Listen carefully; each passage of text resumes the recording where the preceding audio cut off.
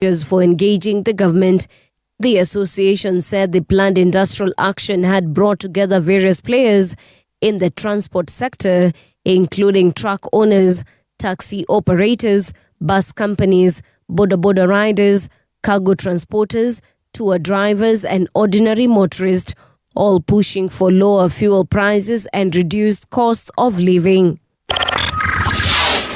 Siaya Governor James Orengo has protested the alleged withdrawal of his security officers, accusing police of removing them from his Nairobi residence without notice. In a letter dated May 20th, 2026, addressed to Inspector General of Police Douglas Kanja, Orengo described the move as abrupt and unprocedural. The governor argued that security for state officers is a constitutional entitlement meant to help them carry out their official duties safely and without intimidation. The government has launched a nationwide crackdown on the hawking of raw milk, saying the unregulated sale of milk poses a risk to public health and hurts the growth of the dairy industry. Speaking in Nairobi during the launch of 25 bulk milk coolers, Agriculture CS Mutai Kagwe warned milk brokers and hawkers against selling raw milk directly to consumers, saying the practice must stop. That is what the farmers here are saying. They are saying that we must, as a government, stop the hawking of milk. Because the most dangerous thing, and as I explained inside there, the most dangerous thing about hawking of milk is that you do not know what sort of milk you are consuming. Na sisi tumesikia, in fact, it is a health hazard. Because sometimes people, you add something in the milk. Wengine wanaongeza maji, hiyo maji hujui kama ni maji mzuri ama ni maji baya, huwezi kuelewa. The World Health Organization says it could take up to 9 months before a vaccine against this particular species of Ebola is ready. 2 possible candidate vaccines against the Bundibugyo species are being developed, but neither had gone through clinical trials yet. WHO Chief Dr. Tedros Ghebreyesus said there have been 600 suspected cases of Ebola and 139 suspected deaths, but numbers are expected to rise given the time taken to detect the virus.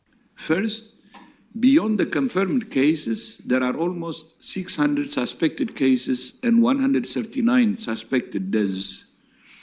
We expect those numbers to keep increasing, given the amount of time the virus was circulating before the outbreak was detected. Second, the epidemic has expanded with cases reported in several urban areas. Third, deaths have been reported among health workers, indicating healthcare-associated transmission. Fourth, there is significant population movement in the area. The province of Ituri is highly insecure. And that's the truth on Radio Generation. Good morning. I'm Winnie Maganga.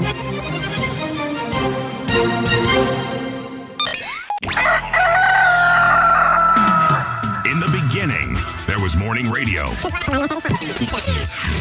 But now there is Radio Generation's The People's Breakfast. Curious and bold, getting facts from the shadows. That's what it is. Now, as the city wakes and secrets stir, a bright new voice shines.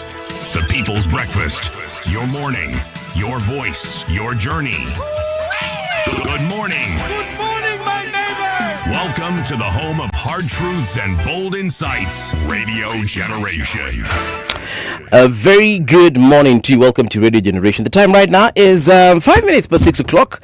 It's a wonderful day for someone like me because I can breathe for the very first time in a very long time. Siti Muga. Niko mzima kabisa. Nimeona sasa ile tulikuwa tunakuja hivi kwa corridor, ulikuwa unatembea na style flani hapo hivyo. What happened? What's going on? I was walking slowly, then I realized you're walking behind me, imitating the way I walk. Yes. So I decided to walk faster. Do you know you have a certain walking style? Have you ever seen yourself? Has anyone ever recorded you walking and then you watched yourself walking? No, actually no, not that I know. No, I don't think so. Really? No. You have a certain, there's a way your feet when you walk zinenanga sideways, alafu huko kwa mabega unatembea hivi. Sijui kama ume notice unakuanga na bounce flani basically. I bounce. Yeah. Mimi? Yeah. I don't bounce. That is what I was imitating. I move from side to side as I'm walking. There's a certain bounce. You know, a bounce is up down, eh? It's not just side to side. Yes, but there's a certain way you just, you know, like you have a swag to the walk. What I will Sijui kama not walizaliwa hiyo era yenu. Because kuna majamaa fulani kadhaa nimeona wanatembeanga kama wewe pia wametoka hiyo. Ama ni wait a minute. It's your bones. It is my bones because Ni history arthritis, eh?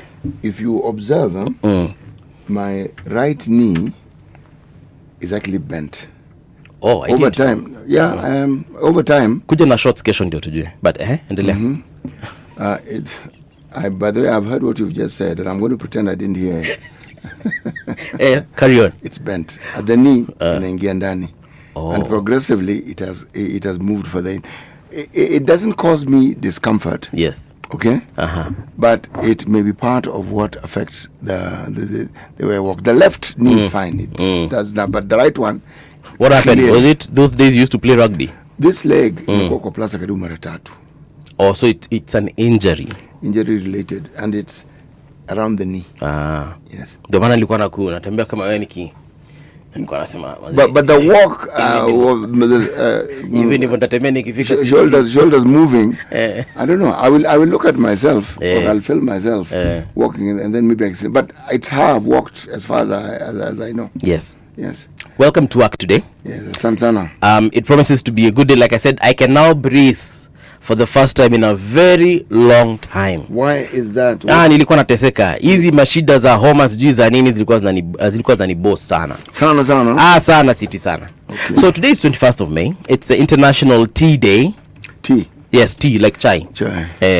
International Tea Day. It is also the World Day for Cultural Diversity for Dialogue and Development. World Day for Cultural Diversity for Dialogue and Development. Yeah. The place you come from, city, your culture, that is the Luo people. What is that one thing you can say is the Luo nation? The Luo nation, yes. What is that one thing you can say is very distinct from other communities, other than, of course, the language? Not much, really. Every African community, traditionally, or community centered. The I factor didn't really feature. Yeah. And that is why when someone did well, the IA. I as in me. Oh, the I factor. Okay. Yes. So that's why whenever someone did something that was outstanding, the entire community rejoiced because it reflected well on them. There's something you said here a couple of months ago, perhaps. Must have been this year or maybe towards the end of last year. I can't remember. But kuna kitu ulisema kuhusu the Luo nation. The Luo nation. Ukasema Wajaluo wanapendanga ku stand for people's rights. I was giving an example of how that culture manifests. One, the person whom we hold in high regard, is somebody who is not afraid to stand in the gap for people. Somebody who is courageous. The word we use for this is thorn. Thorn. Thuon. Thorn. Oh, that's a Luo word. Yes, it's a Luo word. Thorn. Yes. Now, Raila exhibited these qualities. There are others like him. Someone like Babu also has it. Has a thorn. Yes, he's a thorn. He's a guy who doesn't give a hoot. Watu si wajinga bwana. Yes, bring it on. Vile mnasemaga. Tuende kuja yani mano imano. And then I told you we're a debating society. That's what you are. And that is the reason why we have women who've been in political positions and have been elected for a long time, because our gatherings where issues were discussed, women were allowed to attend and they were also allowed to speak. So for us, women speaking in a gathering is a non-issue. Yeah. Yes. Now, let me tell you the interesting thing that when you said that, I actually saw, I started looking at even my days in campus and I realized a lot of the leaders that we chose walikuwa Wajaluo in entire, the 4 years I was in Campo. As you like putting it, sisi wajinga bwana. Nyisi wajinga. Sisi, we are quick, we are ati ibaya, mbio wacha, utajua basi. Yeah. And because of that, you guys are sometimes considered very aggressive. No, Paul. Let's get it right. We are aggressive. So I added very. Yes. Not aggressive. I mean, every community can be aggressive if need be. But the Luo nation. The community you come from are not aggressive people. Yeah. No, I agree. Yes. The word aggressive cannot represent your people. My people are vocal, loud. Okay? Yes. These things don't start with one stone being thrown. No. It starts from a point of view where someone is expressing what they like and they have a clear idea that they're not being listened to, and what they say doesn't matter. So they figure, okay. Yeah. Why don't we make it easier for you to understand what we are saying? Kaende. Yes, sasa wewe utapita hapa. So hiyo nation hiyo Luo nation hiyo inakuanga ngori. But we appreciate you guys because ngori is what exactly? Hiyo yote aggressive, outspoken, thorn, whatever it is. But you see, the aggression as it has morphed now has very little to do with what was at the heart of the Luo nation. People who were talkative, they were loud, but we also listened. When someone spoke, they were given time to speak. And you asked, Mumaliza. Modern times, you are not allowed to speak. Where? Come here. Now, you see, that one is new. Yes. We don't want to hear. Traditionally, we heard. Doesn't matter what. You want to speak. People sat back and said, speak. Let's hear you. So, again, that is the metamorphosis of a certain culture. But then also with cultures, there's a tendency of cultures being captured. How so? When you find a narrative that describes a culture as being very violent, it means there is a group that represents that particular view, and they're viewed and they're seen and they're heard more than the others. Okay. Because alongside the so-called hooligan that is referred to as the Luo thug, who is loud and noisy and will beat you at a heartbeat, there is the Luo intellectual. Yes. Yes. Wait, did you just say Luo thug? Yes, I did. I watch my words. I say what I mean. Okay. Yes. Okay. The person. I was just confirming. The person who you will talk to, and before you know it, your head is facing the direction you did not want it to face. That one, because you've been slapped. Those ones exist. Okay. But alongside it, as I said, there is the Luo intellectual. Okay. And the Luo intellectual, you will find, like other communities, in all spheres of life. You'll find them in academia. Yeah. You will find them in various professions. But a lot of these things also have to do, one, with the population of that particular group of people and the peaceful transitions they've had in the history of the country. Yeah. The Luos didn't have their land taken by the colonialists. So their culture evolved and morphed naturally. Okay. You know, you just said that. I remembered in Form 1, we tulingia shule uko Patch, Nairobi school. There's this guy, he used to be called Oyimbo. He passed on a couple of years ago. He was a lawyer at the time of his death. And he was also a rights advocate, yeah? He used to champion for people's rights a lot. And he died a tragic death because he was hit by a car. Oh dear. Na ikatoroka ikamwacha pale. So may he rest in peace. But in Form 1, Oyimbo was very aggressive, my friend. Oyimbo alikuwa mzii. Wale tunitanga watu wabaya. I remember one time nilipita nyuma ya desk yake. I'm a Form 1. This guy is Luo, so you can imagine ni jamaa kona amekula ugali kuniliko. I was tiny at the time. So nikapita nyuma ya desk yake, akagonga tu desk hivi. Kanaambia kamba kia. So I went back trembling. Then he told me, "Why did you pass behind me?"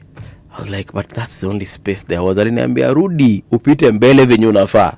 Bro, nilirudi nikapita mbele venye inafaa.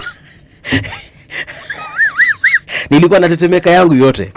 But over time he actually calmed down mpaka akapatiwa cheo cha prefect. So he used that authority, and he was also a very sharp guy because he used to score really high grades. We're talking about AB, akienda chini sana. He was made a prefect. At least akaanza kutumia hiyo capacity yake, thank you, kudiscipline wanafunzi wenzake. So yeah, I can tell you, I your culture, your nation, that the Luo people are a unique people. One of the things you must understand is historically you must understand the circumstances that then influenced some of these changes. If you look at people who come from the northeastern part of the country, the way they go about their business is not just at a natural walikuwa hivi. No, they are marginalized. Okay. That marginalization, the knowledge that other people are privileged more than you.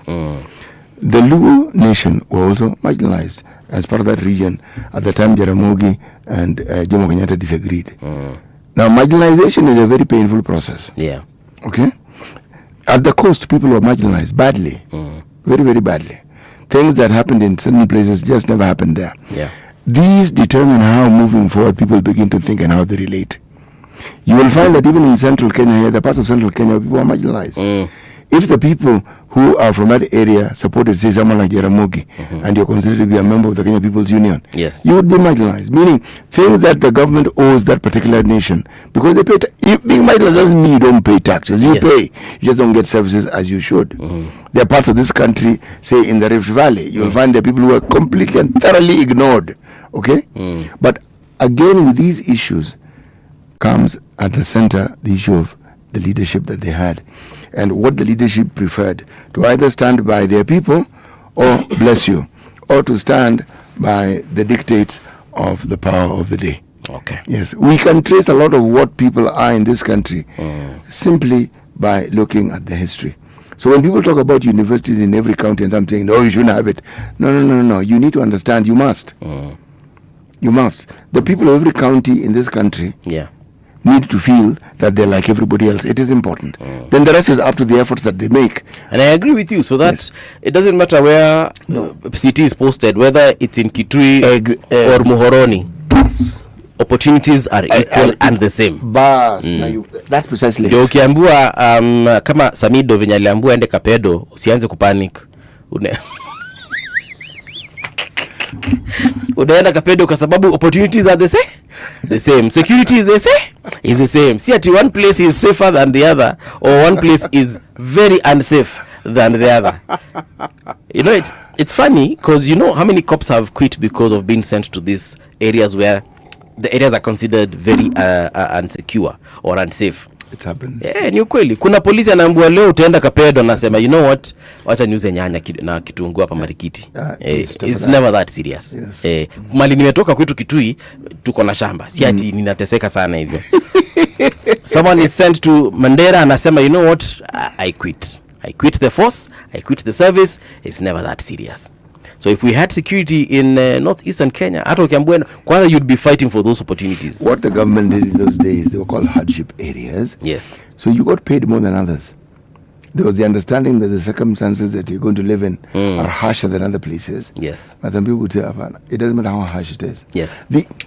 Every time decisions are made, we set certain things in motion. True. And when we speak about them, we're speaking of the eventuality, the consequence of it.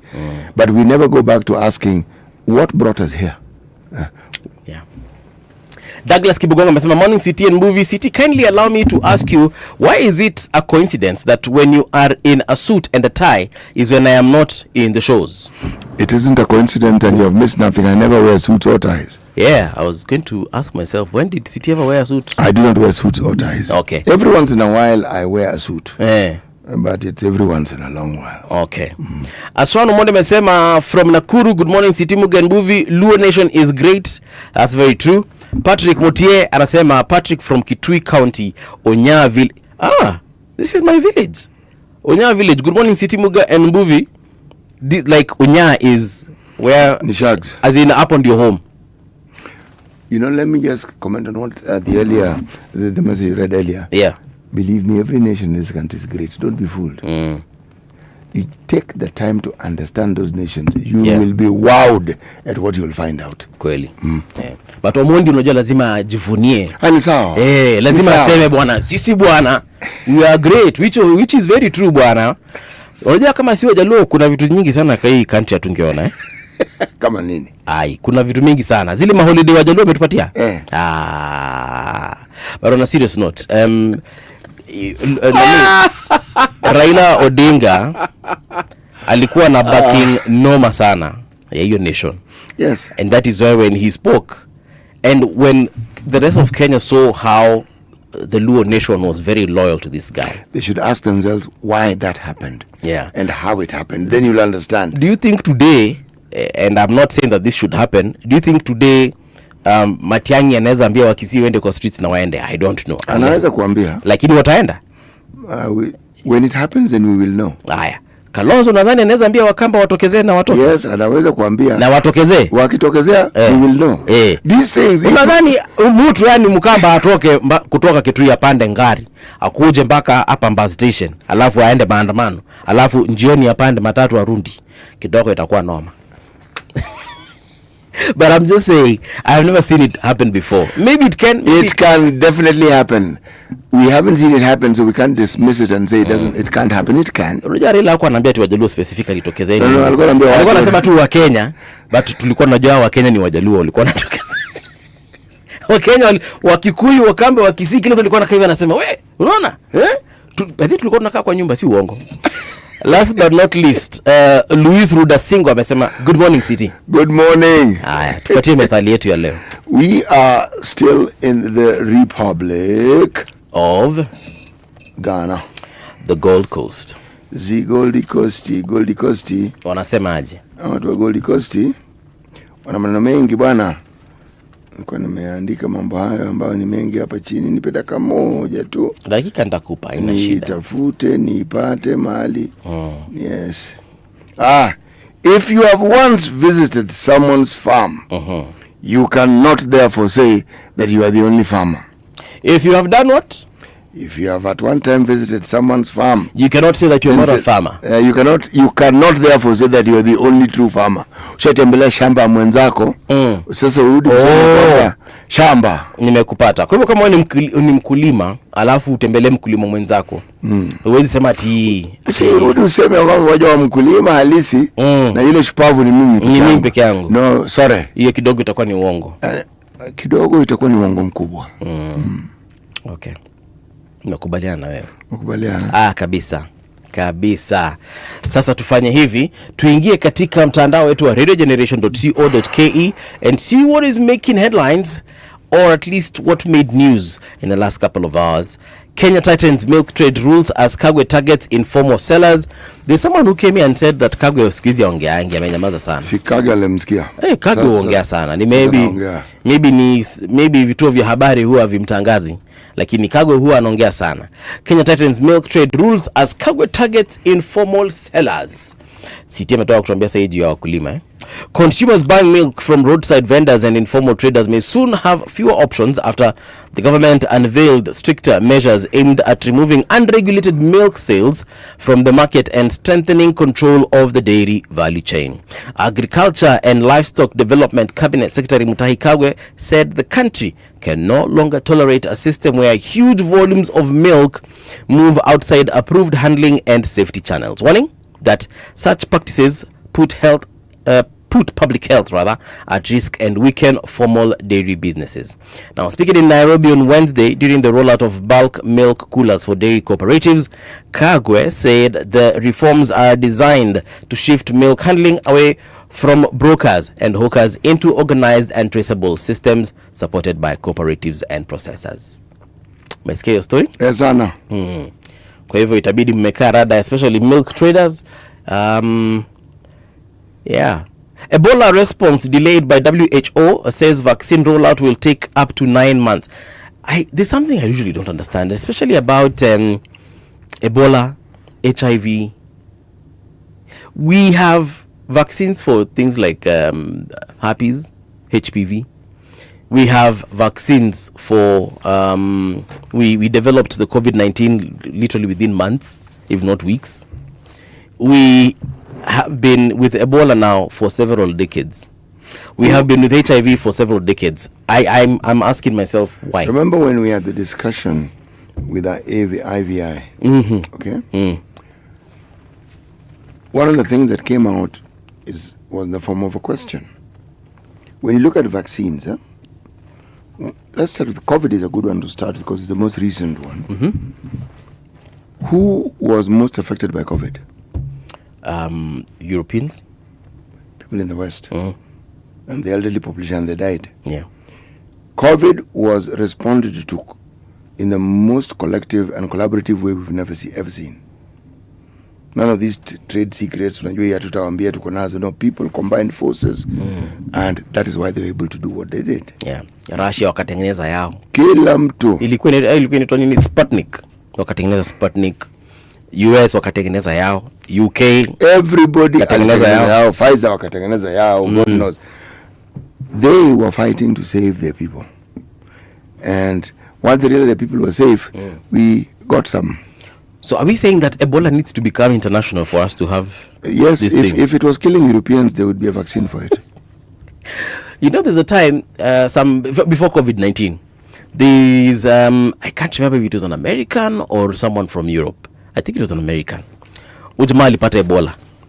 And he was flown immediately to the US. Let's say it's the US. I think it was the US. He was flown immediately to the US and was cured of Ebola within a couple of days. Because Ebola has got a mortality, like ukipata hivi 5, actually not even 5, 4 days max, you're out, gone.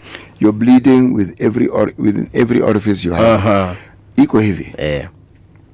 One of the things that makes America a leading nation when it comes to biomedical research and even the discovery of approaches, the interventions for diseases, is because of their research capacity. But that person was studied and studied and studied. There's what they knew. What you need to halt the disease from progressive is what you need first. So, haiendi mbele, so you're okay. Then now, what do we do with this? What do we try? Same thing with COVID. It was a multiplicity of approaches. COVID, HIV, there was no single drug. No. There's a multiplicity of drugs. This one does this one does the other. This one is a broad-based antibiotic. So anything that seems like it wants to react has like that. Okay? The world keeps learning, as do the parasites and the viruses. So when you go to a place where research is the norm, and they have an entire division called CDC that deals with these things, they're welcome. Then they start saying, what do we know? By the time the body arrives in the US, they've already known the strain of Ebola. They've known where it got it. They also know how to deal with the pathogen. But yani, the first thing, they halt the progression. Then they proceed to now find ways of getting you to be much, much better. This guy was cured of Ebola. He was a white person na akaponywa kabisa. So mimi najiuliza, it's been several years after that. I mean, surely whatever magic they performed on him, see, they can perform it in Africa. They can, and Ebola isn't killing as many people as they used to. Yeah, that is absolutely true. But remember also that there is the shock. Once you've absorbed the initial shock of the disease, and then you've sort of like steadied yourself and wondered, what exactly are we dealing with?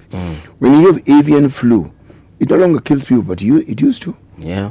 Swine flu. It used to kill people, but it doesn't anymore. The moment penicillin was figured out and the term antibiotic came into being, the world of human beings brought very many ailments to a halt just because of penicillin, because we now knew this thing. Yeah. We can actually stop it from progressing. But back to the question that you ask. Yeah. Whatever magic they perform on these diseases, they need to come and perform it. The magic that they perform, Paul, is the same magic they performed with HIV, where you are a walking, talking pharmacy. You take God knows how many here, how many the other, to the point where you kept reducing. Then you had 3 drugs to take per day, then 1, then an injection. You come back only after 3 months. Another injection. You come after 6 months. It's called progression.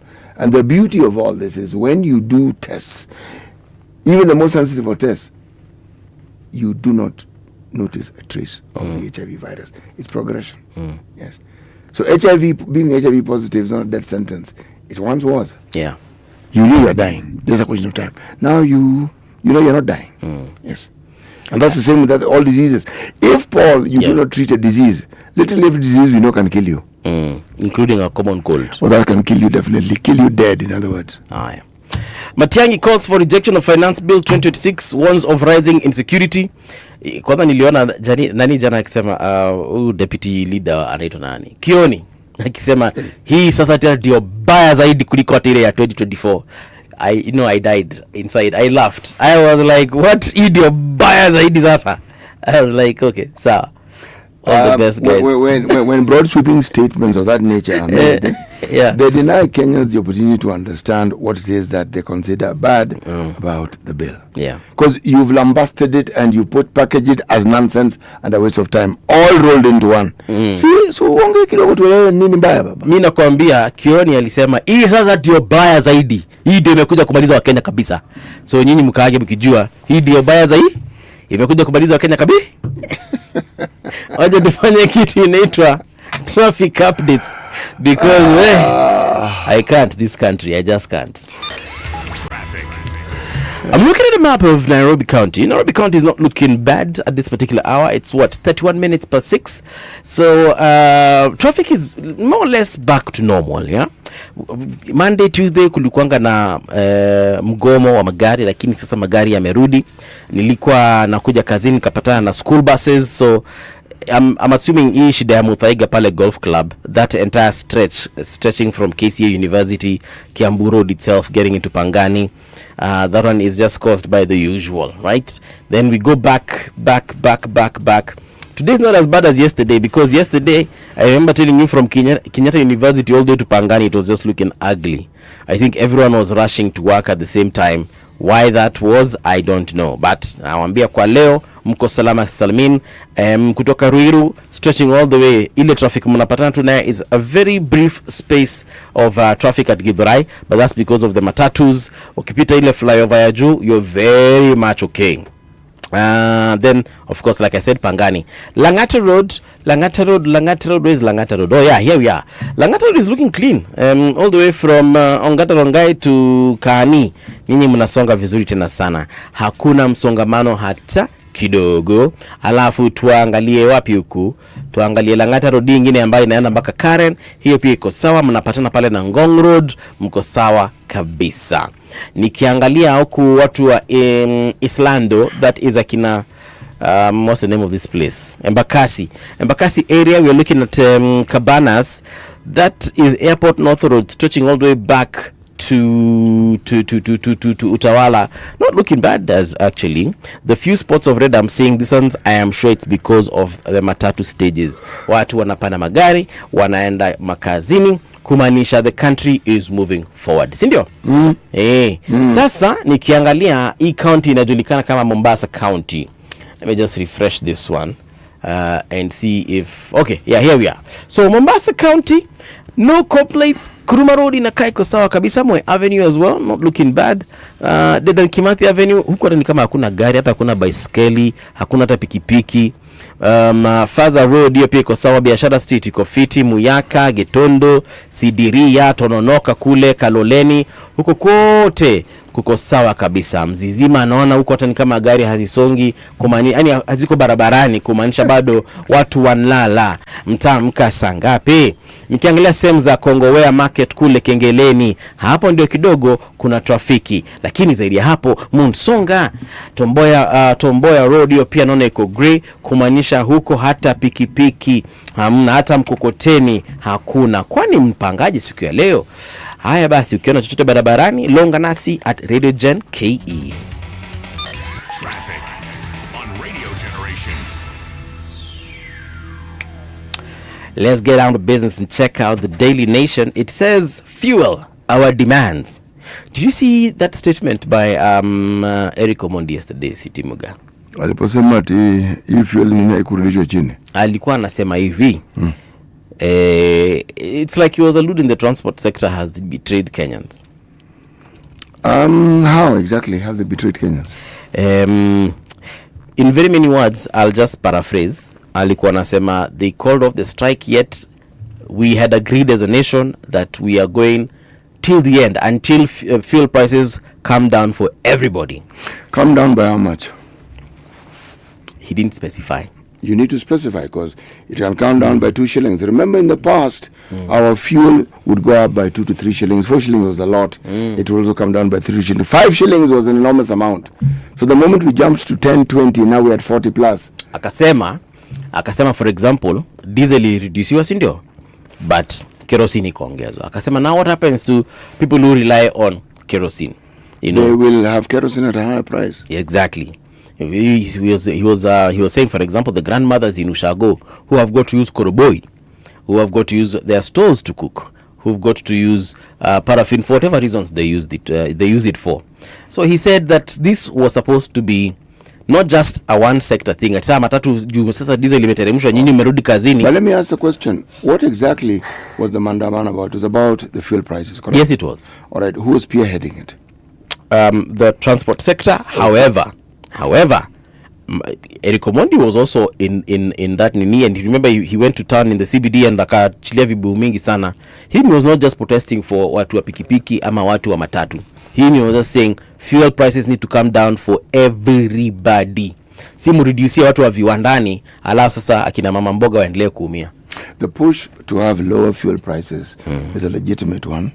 And it is timely because one, the government didn't bother to tell people why it is that they're now paying that huge leap and increase. That increase was not explained. Right. It wasn't explained. It still hasn't been explained. Yes. Okay. Yes. So it is true, but it makes more sense when you speak about the limits. We'd like it reduced by this. Then we have an idea of whether the negotiations are failing, whether it's succeeding or whatever. But when you just say reduced, man, it is so general. Yeah, because one thing that Eric Omondi again expressed in his statement, he was saying that, you guys went into a room somewhere, you agreed, fine.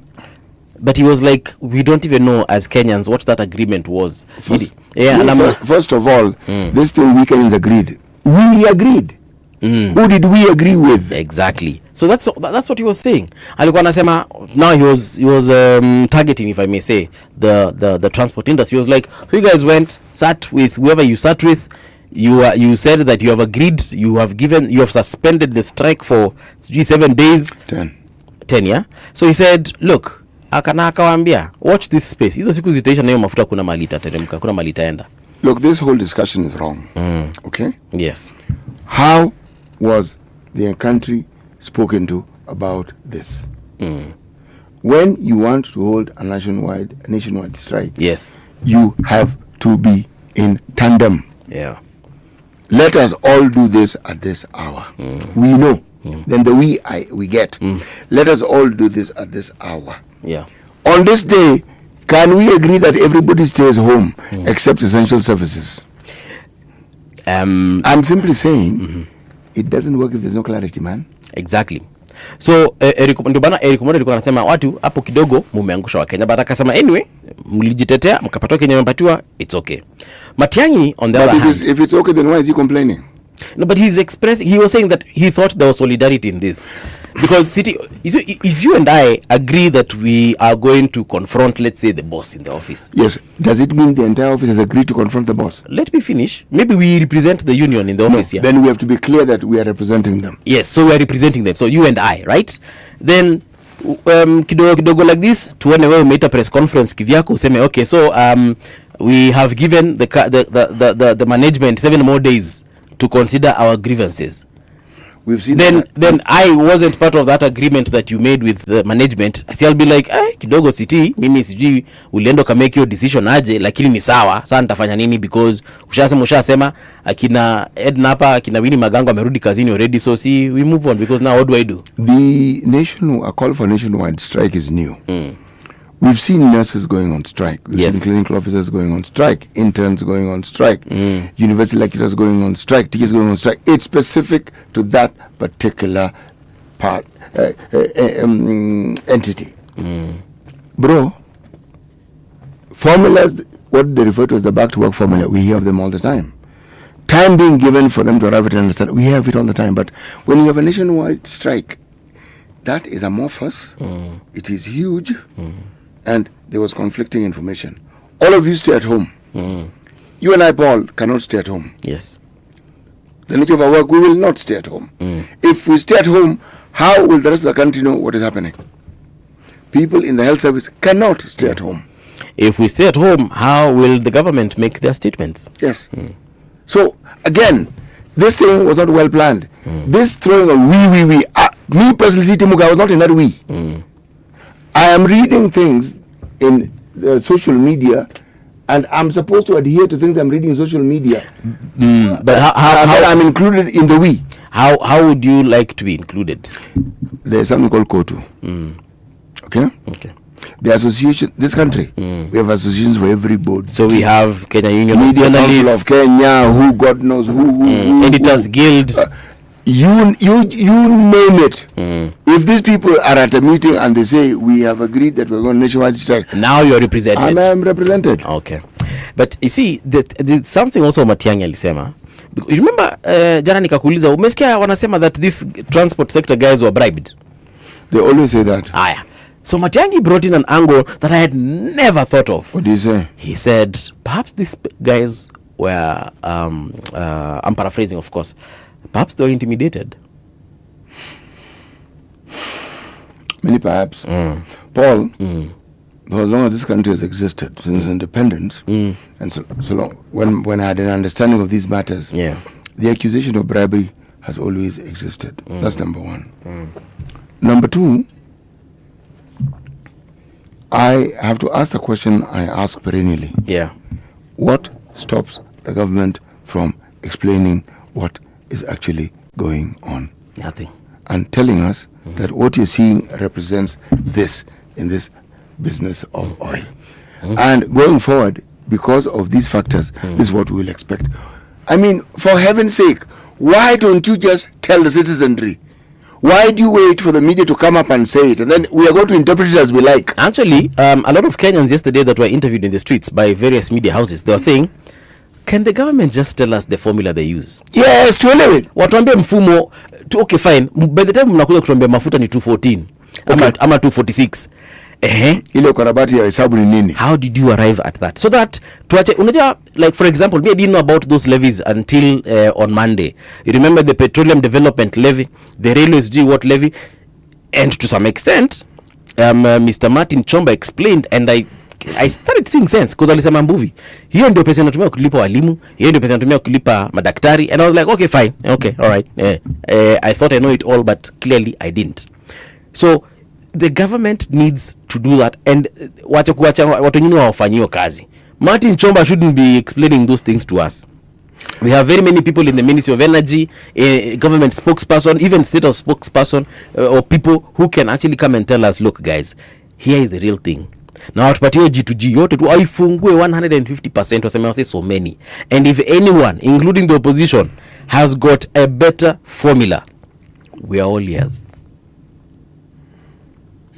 Paul, my brother. Yes, sir. You do not know just how right you are.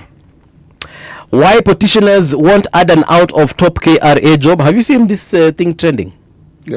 Historia, former CS Adan been appointed to KRA. Nimesoma. Commissioner General. Wamezusha. Bwana, people have gone all gorilla on this. They are saying the litigants in the two separate petitions argue that former Cabinet Secretary Adan Mohamed, who is 62, is beyond the mandatory public service retirement age of 60, rendering his 3-year appointment as Kenya Revenue Authority Commissioner General unconstitutional, illegal and void. Not necessarily. People can retire and they can be given contracts after the retirement. They can, but remember they've taken this thing to court now. And sawa. See, we just discussed, tunaongea tu. Ile limit ya kuelewa ambayo tuko nayo. Actually, the reason I'm saying this is because by the time wanaenda kotini, wanajua there is a legit reason as not to why necessarily. This man should not be. Not necessarily. People go to court position for the most frivolous reasons. That is the reason why it is good it has gone to court, so that now the law around this particular matter can bring clarity to us. Anything ambayo inaendaga kotini watu wanazusha, it's very good for us. Unakumbuka kuna mtu alisema Kenya is a very litigious country. Oh, absolutely so. Who said it? I don't know. Was it Uhuru ama Ruto? Alikuwa anasema hawa Kenya wanashindana wakienda kotini. There is nothing that you can do. Ukijaribu kufanya kitu, they in court. Ukijaribu kuweka hii, they in court. I think it was President Ruto. Anyway, look, this issue of CS Adan imefika mahali hata imeanza kukua sasa ethnic. Yeah, but it was also going to go up. Paul, whenever something is in the media, whenever something is out in the open, it revolves around a narrative that has been created by an individual or a group of individuals, and they know why they've created it. So when it morphs and starts getting ethnic, you understand that somebody is pushing a narrative. It's not organic. There's a narrative that is being pushed. Yeah. I'm telling you, in the WhatsApp groups that I am in, oh my goodness, it's cray. It's really crazy. What I marvel at, there is a gentleman, who's a member of this Linda Wananchi group. Yes. Who has also claimed that he only began this whole thing. It's called Kalabamisi.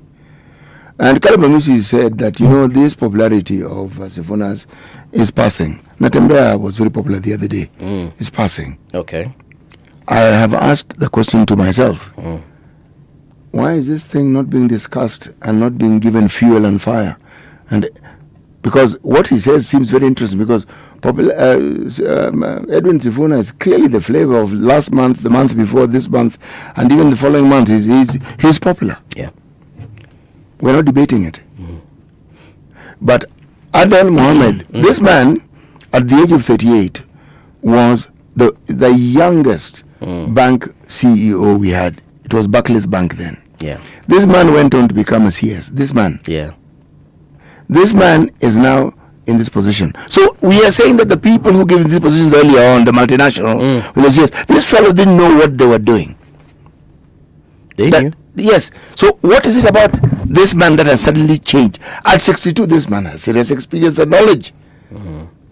Now, where the government fails, why didn't they just tell us why it is they're employing this man at the age of 62 and tell us, okay, the legal structure and statutes that they're following to enable us to employ them? Again. Yeah, you know what they were saying is, if you've been following that conversation online, what they're saying is that there are key people from his community that have been put in key... Whose community? Adan's community, yes. The Somali people, basically. Right. Wamekwa in key government positions, and someone was trying to, drawing dots, connecting dots, sorry. That is somebody who has a specific narrative is pushing, and it's an anti a certain ethnic community. Should we do the maths? Where do we start? Let's talk about government entities. Let's talk about government parastatals. Let's do the maths and look at whether it is NSSF, whether it is SHAL, whether it is what, across the country, and ask who leads these institutions. Then let's look at PSs and ask who are the people we find as PSs. Let's look at CSs. Let's go down and look at the directors. Okay? Principal secretary, administrative secretaries. The list goes on and on. You cannot make such statements and make them broad and sweeping if you cannot furnish us with the entirety of the structure of this government and places and the positions that people hold. And since you've chosen ethnicity, tell us the ethnic groups that they come from. Yes. Hiyo ni Daily Nation. Oh, wait, kuna moja sijasoma. Arsenal fans in a frenzy after the drought ends. The Gunners did not even need to lift a sword to conquer their cannon and be crowned the 2025-2026 EPL champions. Okay, that story is on page 3 and 40. The ones we lost, rights group say 12 killed in protests. Across Nairobi and other parts of the country, families are mourning their loved ones killed during the protests against high fuel prices, with their deaths adding to the growing toll from demonstrations. The state put the deaths at 4, but human rights activists say 12 people lost their lives. Prudence Imali, 20, who was shot dead in Maruru in Nairobi. Derek Mashanja, 22, who was shot at Maraba in Kakamega.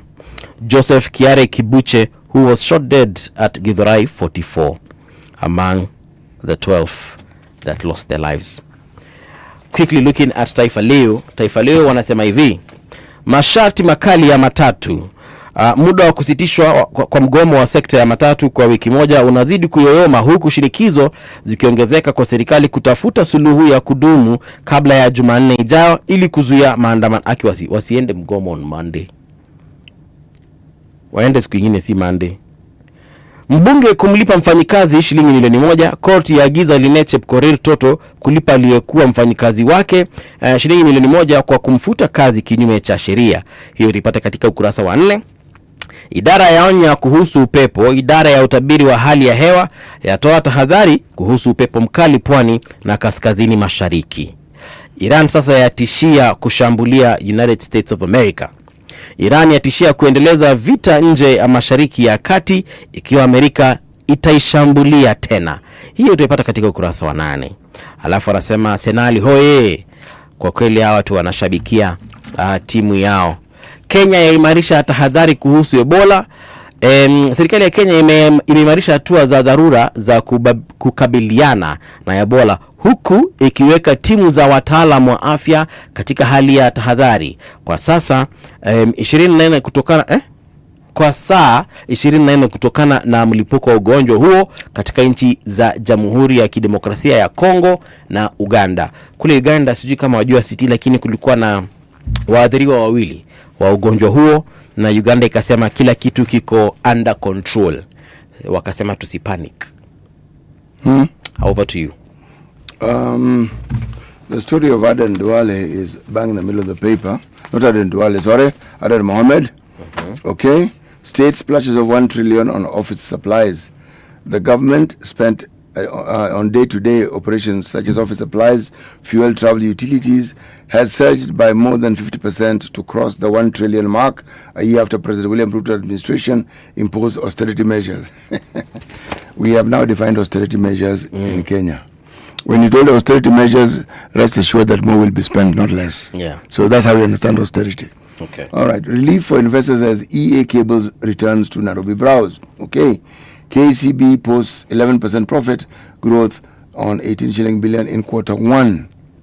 Generations of African founders have been grinding inside a system that quietly rigged what would scale and what would survive. Sielewi hiyo kitu. Wanasema aje? Nimewacha. I'm not reading it further. Sielewi. Okay. Let me look at the Star newspaper.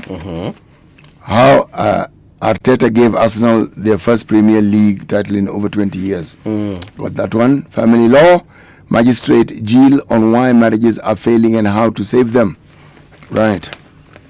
Omolo, how government is reforming the police service. Omolo here is Interior PS Raymond Omolo during an interview with the Star on Tuesday. He said that he outlined ongoing reforms within the National Police Service aimed at modernizing the institutions, strengthening public order management, and improving preparedness ahead of next year's general election. We've got you. President's new Mr. Fix-It, how Sakaja helped broker fuel deal. Nairobi Governor Johnson Sakaja has emerged as a key political troubleshooter for President William Ruto after revelations of the critical role he played in brokering the deal that ended the nationwide weapons strike. Transport strike. I said weapons. Back in the middle of the paper, Ally has asked co-principals to back his presidential bid. Unity test for opponents as Rigathi flexes Mount Kenya might. The story is on page 4 and 5. There's a lady by the name of Rachel Wandeto. The lady who died. Yes, this lady who died. The family of slain singer demands justice. There's a picture of the family and friends protesting her death after she suffered severe burns afflicted by unknown people over a tattoo. You know, there are things that seem to begin mildly. They're never mild because they involve people's lives. And at the end of that story, some people die or are permanently damaged. Na history acid na mafuta. Okay, hii ndio ilikuwa ya kwanza kuchoma mtu na moto. But story ya acid imeanza kukua on the rise. We normally hear them in disputes where families are concerned and relationships. Or yes. We hear of them there. But here politics. No, there are people who are criminal minded. Forget all these things. They are criminals.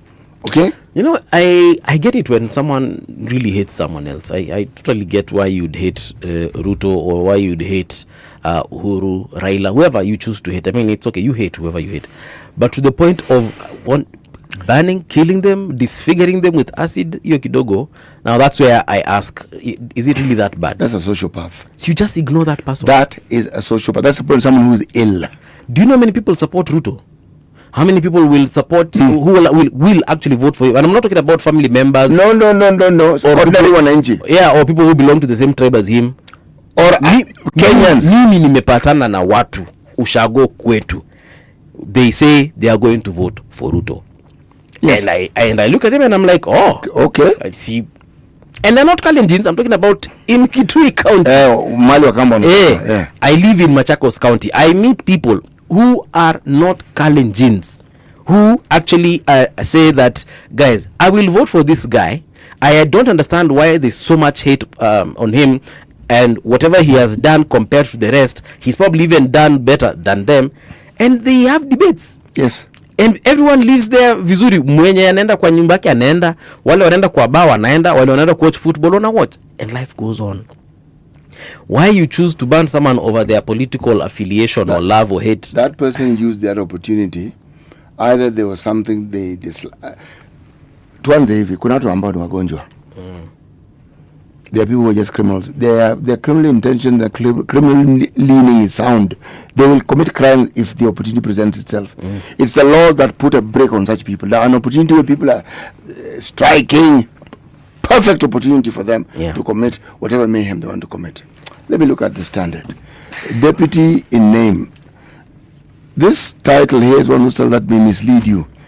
Whoever wrote this wrote something actually which is quite good and balanced. In the middle of the paralyzing fuel crisis, Deputy President Kithure Kindiki cuts the image of a man watching events on the political sidelines. Rather than acting ahead of state, as President William Ruto traveled through Azerbaijan and Kazakhstan, Kenya appeared to be running on autopilot, while cabinet secretaries and even blogger Dennis Tumbi took charge of crisis meetings in Nairobi. Kindiki was inspecting roads in Tharaka Nithi. Did they just call Tumbi a blogger? Anyway, Maliza. Yes, they did. They did. Malaysia. The DP's glaring absence has now raised questions over whether he is being deliberately locked out of the center of power or whether he has melted when the heat of national decision making becomes too intense. That is beautifully written. They've balanced very many issues. Is it? Now, you know, I can't tell you this, but let me tell you what I can tell you. Yes. And this is something that we need to bear in mind. There's an article that was written by Jendi Kisero. Okay? And he was talking about his oil. And let me raise certain pertinent issues that he mentions. He says there are realities that we must understand about petroleum. We import literally all our petroleum products. That's number one. Number two, the decision of the cost of this thing that reaches us is not made in Kenya. It is made in Rotterdam, in Chicago, Dubai. Why Rotterdam? Rotterdam is a huge port, it's a huge trading center. Okay. If you look at the nerve center of the EU, you could argue Rotterdam is the nerve center of the EU in terms of transportation and movement and of shipping and so forth. Okay. Then he also says that the choices that are before us for the government is tell the people the truth about these things and let them pay the actual pump prices or use whatever resources they have to subsidize. So those are the two options. No amount of demonstration and kicking a fuss can change the price that has been determined internationally. It's as simple as that. It's not complicated. Yeah. So the government chooses. Are you going to subsidize and tell the citizens how much you're going to subsidize by, or let them face the full brunt of what the cost of this petroleum product is at the pump? Not complicated. Yes. I'll refer back to wakati wa COVID-19. Remember the way, and tumesifu Mutahi Kagwe sana venye alikuwa kupatia updates anafanya. Did a wonderful job though. Like there's no day mungeamuka hivi, because in a day we would get about 3 updates. Yes, we did. We would get an update in the morning, midday, and 4. Yes. So we knew this is what is happening. We also knew internationally what is happening because we could watch CNN and Al Jazeera and BBC and everyone else who was reporting on it. So Kenyans and the world over anyway, we knew. We didn't see strikes anywhere because OSG. No. We were told. Open borders. We didn't see strikes at OSG, allow Kenyans to move from one county to another. No. It is because we knew, guys, hii kitu kikupata, you are dead, you're gone, wewe kwisha. Baka watu likuwa nafika mahali, the moment we were told to work from home, guys were like, hallelujah. Thank you very much, sir. Now, if I bring it back to this whole issue of mafuta ya taa, or rather mafuta, the only problem that Kenyans have, because even others are asking, why is Kenya protesting, yet this thing has hit Uganda, Tanzania, Ethiopia, na kule kune kwote. It is because, and I believe this is the truth, here in Kenya, number one, we are very discerning. And we know our rights. I'm not saying Ugandans don't know their rights, but here in Kenya, we already tunajua kinye tunafaa kufanyiwa na kinye tunafaa kupewa. Wakenya wanajua their worth, and they have added some interest on it. There is no way you will tell us fuel is at 214 and then diesel is at 242 and you didn't tell us how we got there. We will ask. How do you get here? The same way your wife or your girlfriend will ask you, simu yako ilizimika kutoka 10 hadi 12. What happened? Ati sikuwa na charge. Uko na charge aje na unakuanga na power bank iko na charge. Okay, huko mali ulikuwa unataka kuniambia ungepata mtu anaweza kukuchajia simu. Those are the questions Kenyans are asking. You just don't say simu ilisha charge. Nowadays, you know, everyone has got a type C charger. There is no way you'll say at pin ndogo haiko available. So ilisha. So the people of Kenya are just asking legitimate questions, and the problem is the government of Kenya is just not giving them an answer. If they gave answers, we would debate the answers. These headlines we are seeing here, fuel demands, we wouldn't be reading them. So it's as simple as that. Well, the government has to make a third decision. Are you going to inform your citizens or not? Yes. Wakishatuambia kwa nini fuel ni 246 ama ni 242? Yes. 214, whatever amount it is. Imagine watu wataacha kupiga kelele, tutanyamaza, watu wata move on. Watu wataanza, because hata increase ya sijui ni 50 bob, we can adjust. We adjusted during COVID-19. Bro, we can adjust. But you adjust when from a position of knowledge. Exactly. So that when your boyfriend doesn't come home or your husband doesn't get home from Friday to Sunday, akuexplainie, akuoneshe evidence yote, akuoneshe mpaka selfie, uongee na wale watu wako hapo kando, ndio useme okay fine, he's actually stranded or he's at his mother's place, that's why he's not here. Otherwise kusema tu nilikuwa kwa madhe na hakuna evidence ulikuwa kwa madhe, bwana mtakosana till kingdom come. Anyway, here's the news with Winnie Maganga.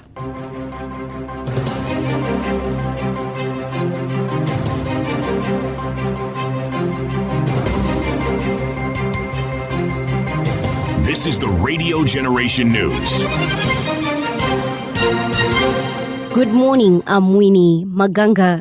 A grade 6 pupil at Sindandet Primary School in Njoro, Nakuru County has been found murdered with a body discovered dumped in a maize plantation. The pupil, identified as Masi Nyambura, is reported to have left home for school on Monday morning but failed to return, sparking a search by family members and residents. Locals say her lifeless body was later found in the maize plantation with her left eye gouged out as police launch investigations into the incident.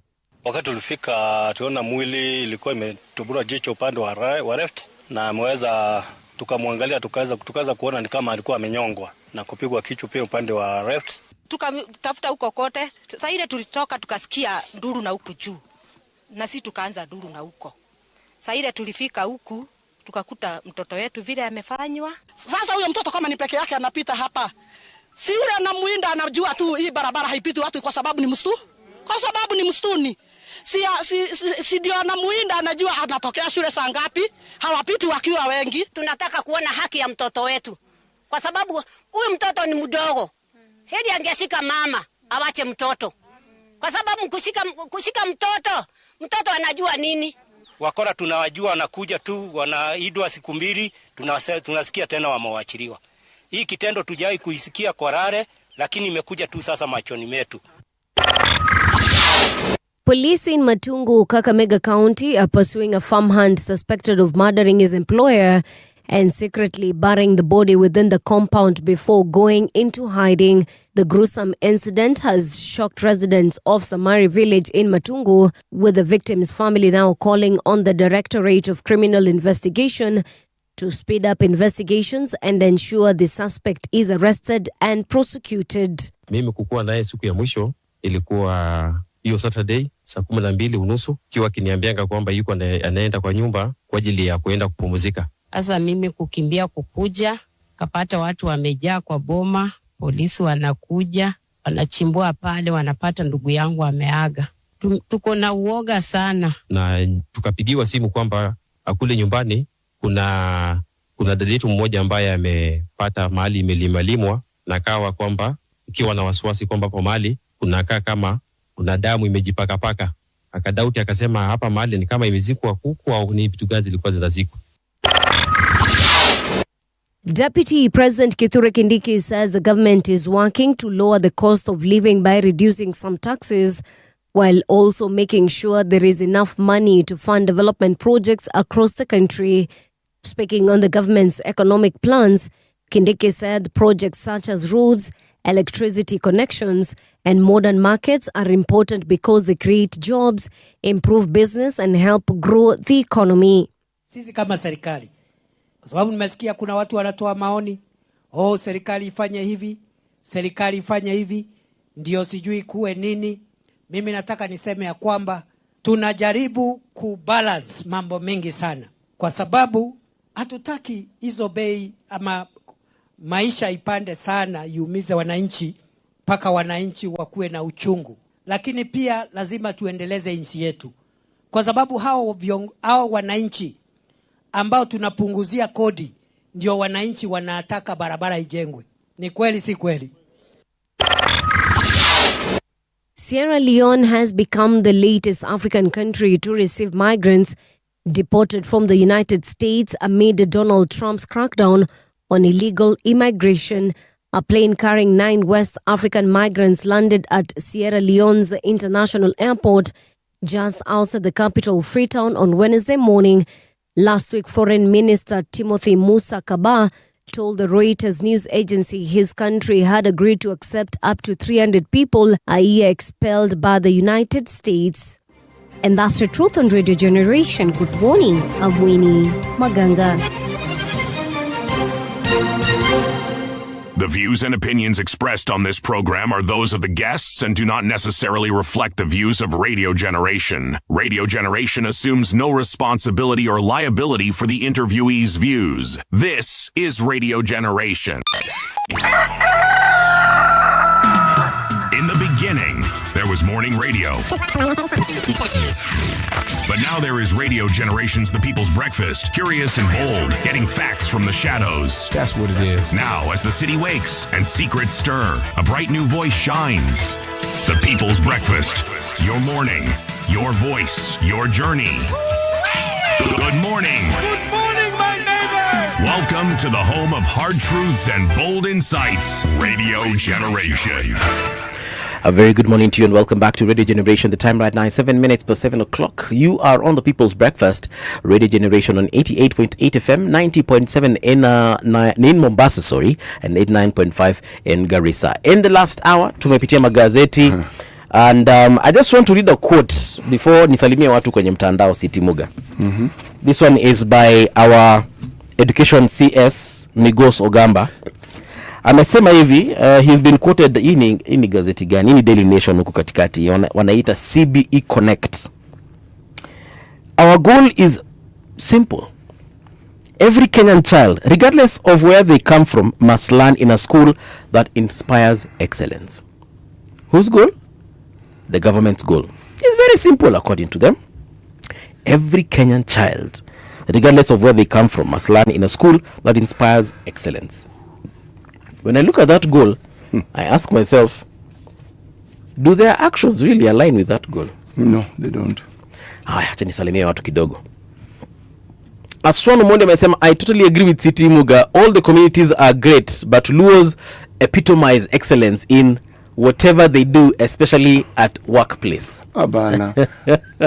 Let me tell you, I thank you for saying what you're saying, but if the truth is this, if you look at this country and you want to take the time to understand how people perform at the workplace, yes, you will find it's a plethora and a mixture of what we call the Kenyan citizen. Believe me, those who have bigger populations have a tendency of being represented more. The frequency is more because there are many. But I understand you epitomize excellence. No, I'm saying it is true, but the Luos are not the only people who epitomize it. Okay. Very many communities across this particular country. I'm telling you because as I'm talking, I'm seeing people I've met, okay? And the things that they have managed to do and how they have done them. And they've come from some communities that people don't even talk about on a daily basis. No. That may have been true at a certain point in time in our history. That was several decades ago. Yes. We were talking here and now. I believe me, Kenyans rise to the occasion in our diversity. Yeah. Yes. Sawa tu, but I can tell you, mali nimefanya kazi, nimeona Wajaluo pia wanakuanga vinyo jamaa anasema. Of course, wale wengine pia wakata Wakamba wako tu sawa. Lakini City, you're being modest because I'm not being modest, I'm being factual, man. Ukiongea nilikuwa nimenyamaza. I'm not you. Sasa usikize. As I said, I'm not you. Usilete ujaluo hapa. Na usilete ujaluo pia. Ukituendelea pole. No, but hata wewe CT ni venye maybe ujambo hapa kwa ofisi, but you also have these particular traits Omondi is talking about. But hizi nitakwambia off microphone. No. See, you're talking with the public. Traits gani niko nazo? Si hizo za kukua mtu mpoa mwenye ako na excellence. You've changed what you wanted to say. Yes. No, CT, jali watu. Maybe ni juu ya uzee, I don't know. But jali watu. Kwani una wazee kwa nini? Si tunajua wewe peke yako ndio uko nayo miaka hapa kwa hiyo ofisi. Najua. Actually, I think mwenye ako next na wewe ako like 20 something below you. Yes. So maybe ni juu ya uzee, sijui, lakini uko na hizo tabia majamaa wanasema hapa kwa mtandao. Za kurusha mama. So what wala endelea tafadhali. Ya kujali maslahi.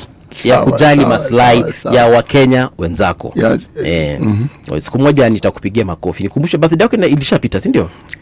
Siku ya Mashujaa Day.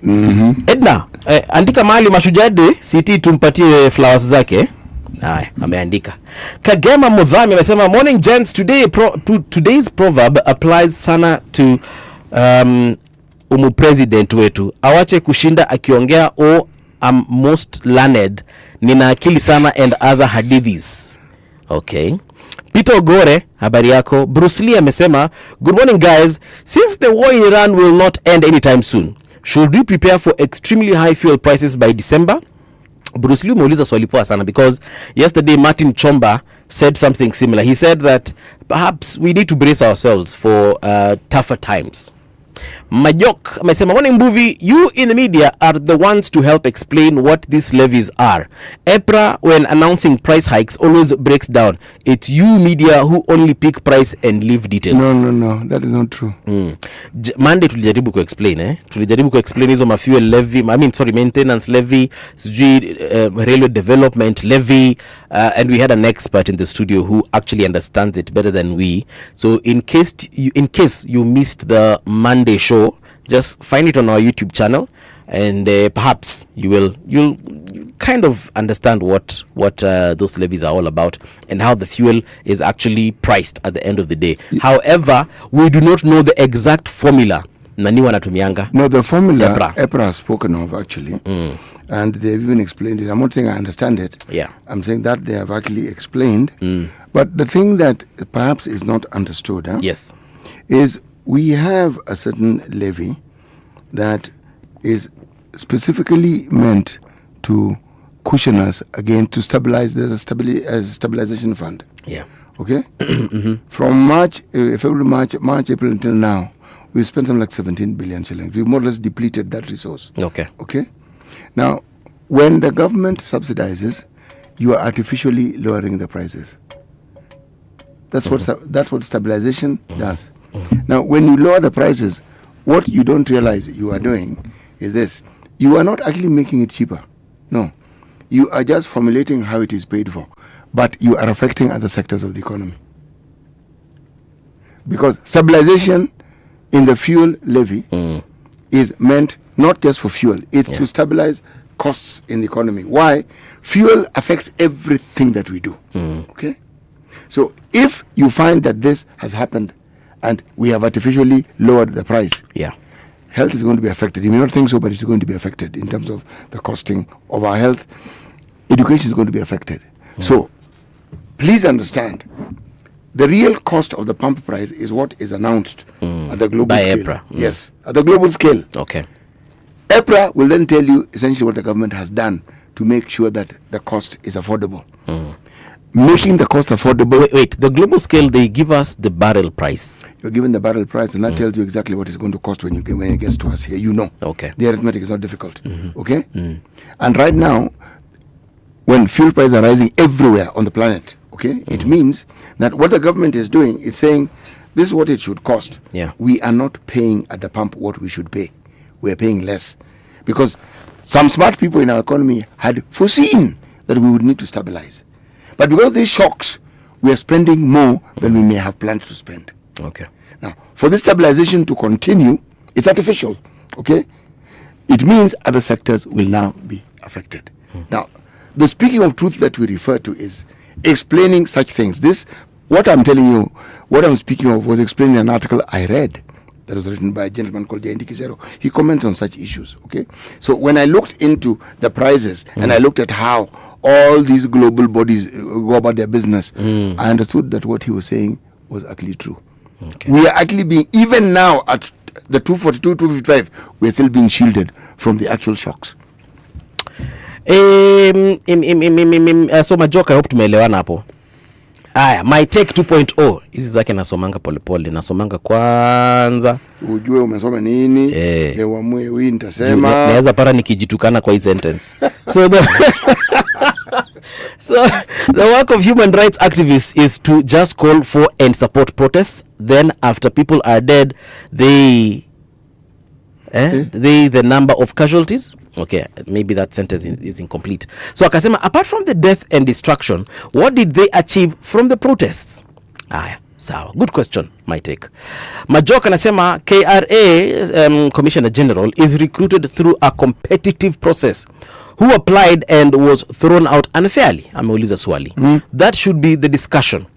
Stop helping spin narratives. You are independent media, for heaven's sake.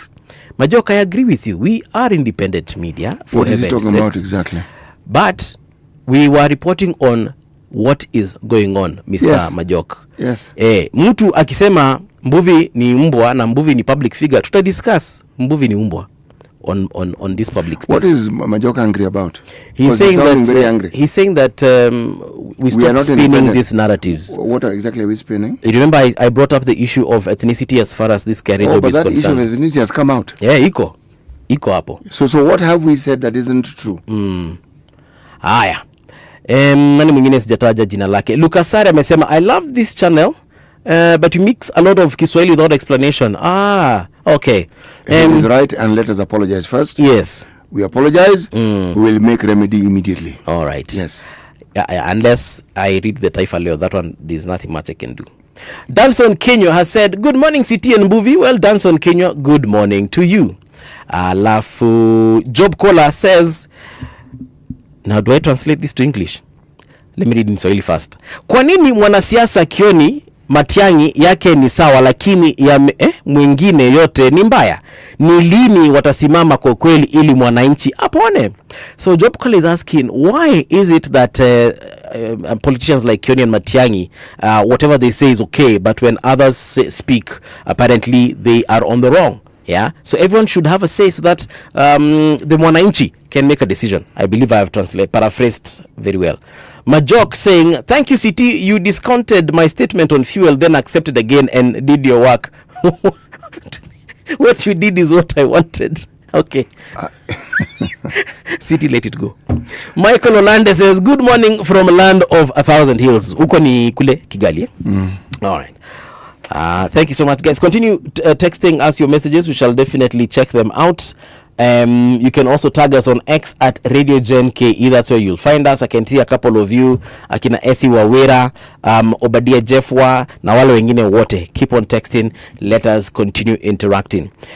On the matter of crisis, CT, we were just saying that we have an issue as to how we respond to crisis as a country. We even had that discussion, I think, sometime last week. Was it a lady who came and said that perhaps how we tackle crisis, no, it was Red Cross, how we tackle crisis and even our communication of the crisis is a bit wanting. You know, the biggest part of, and this I learned at uni, the biggest part of handling a crisis is actually the communication part of it. Yes. Other than the physical help that you will offer. So whether it's a flood or a fire, how you will rescue people from the burning building, has got a large component as to how you communicate about that burning building, because people want to know the truth. People want to know the situation so that pia wao wajipange kivyao. Sometimes we think that watu wanangojanga serikali wapange, but no, sometimes people just need information. People need to know about the upcoming floods. For example, we have been told that there is an upcoming El Nino. So What are we doing about it individually? Are you moving to higher ground, for example, if you live in an area where is prone to flooding? Or are you moving away from a place that is prone to landslides and mudslides, or, you know, rocks falling from mountains? Are you preparing in terms of your land, your produce? That is the kind of communication people need. Because tukikaa tu hivi siku moja kunyeshe, you will ask, what was the Met Department doing? They didn't tell me rain was coming. If your property is washed away, like what happened in Nairobi the other day, if it starts raining right now, and we are told El Nino will start in a month, we're told it's in a month's time. It's called early warning signs, and we've been told. So we know. Watu wakianza kuona dalili ya mawingu, hautakuja na gari yako town because utaki gari yako yoshwe. So those are the communication actually helps, and it will help the government mitigate these problems better. They are, when you have early warning signs, you have an opportunity to brief the citizenry and to explain to them the early mitigating actions that will be taken. We will look for Colonel retired Samoei and ask him to come here so that we can discuss these things in detail, because he is the one who heads the disaster management unit that we have within our Interior Ministry. Advance warnings gives you time to explain, expand, and plan for the future. The thing about floods, they're normally followed by very severe droughts. Droughts often mean that certain livelihoods of communities in this country will be completely decimated. They are entities that refer to as feedlots, where you grow grass and whatever it is that our livestock feeds on in abundance, because we have an abundance of land in the northeastern part of the country. We have time to prepare for these things. Nothing stops us from preparing, so that when the drought begins to bite, you slowly start moving all the livestock to the designated feedlots, so that we allay. It is the same sort of thinking that has to do with what we should have done with the Petroleum Act and created reserves that could last even up to a year, 6 months to a year. We did not. This is preparedness, meaning we plan and we put money aside so that as and when the opportunity arises or a situation arises that is untoward like the one we have the fuel. The Uhuru government had this opportunity. It was in their time. Yes. They did not do it. They did not do it. We are now facing the reality of this having not been done. Now, the thing about the rain and why it is that is costly to our nation is because the very laws that we created to safeguard ourselves are the ones we abrogate. If there is a path and a passage that water should pass through, not rain, water should pass through, and somebody has built on it, it will rain and that water will go in the direction it is accustomed to going, and then it will find it blocked. What do you think it will do? It will find another route. And in so doing, what you'll find is you'll find water is collected in areas that water shouldn't collect, and the road becomes impassable. By the time that water clears out, you'll find that it has damaged the road. Then there are passages that we call gutters, some we call stormwater drainage passages. These things, every time it rains, even mildly, should be cleared and should be cleaned. But they get clogged up. Same effect. Water comes, it can't pass through. What does it do? It finds other passages or it accumulates. When it accumulates, it causes huge damage. Yes. In the city of Nairobi, this is the environment in which we live in, we have swamps. Okay? You find them all over the place.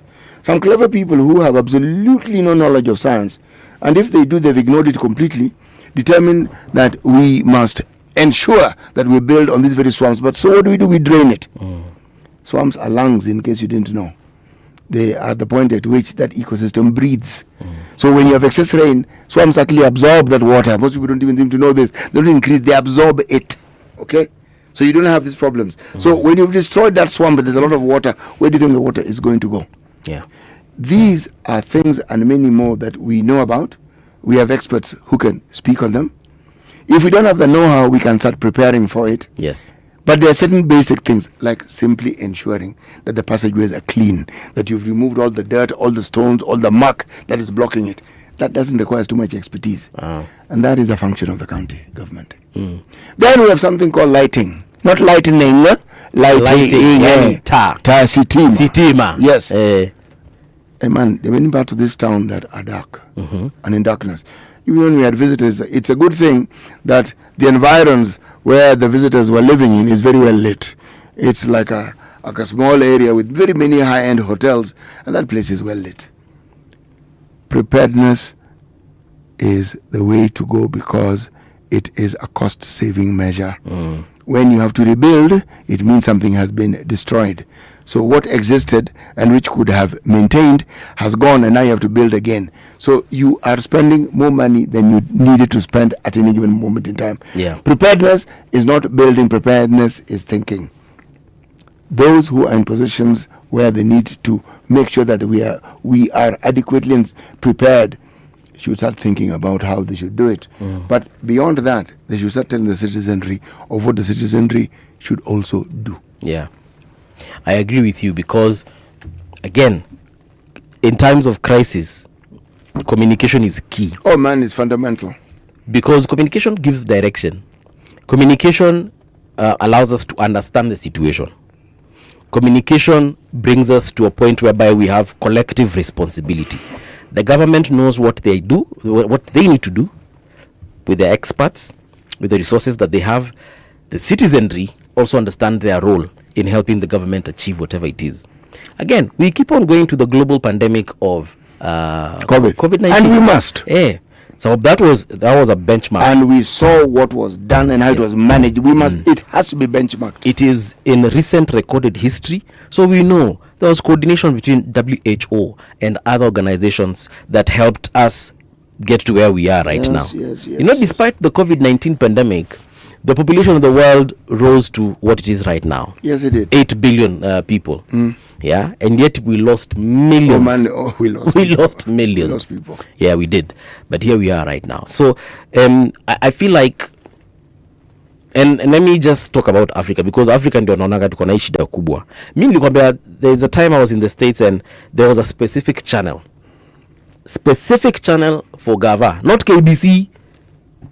Like there's a specific channel for, because I was in the state of Massachusetts, so I was in Boston, and kulikuanga na TV yenye inatuambia what is happening within Massachusetts, and you are told that on this day in this county this is happening, on this day at this hour this is happening, and that news kept on repeating day in day out, like 24 hours 7 days a week. Right now we have social media. I don't see why Gava shouldn't do that. We should be having government spokespersons deciding that we shall communicate like this between Monday and Friday, and of course on the weekend as well, so that Kenyans can be informed. Nisingoje, fine, ni vizuri kungoja news ya 7 na ya 9 o'clock na ya lunchtime na ya saa 10, but government is, in my opinion, should be a more legit source. Unfortunately, we're in the era whereby we even doubt in government now. You saw what President Ruto did in when he was in Azerbaijan. What exactly? So President Ruto said, and I agree with him by the way, but the way it came out, ilitokeza vibaya sana.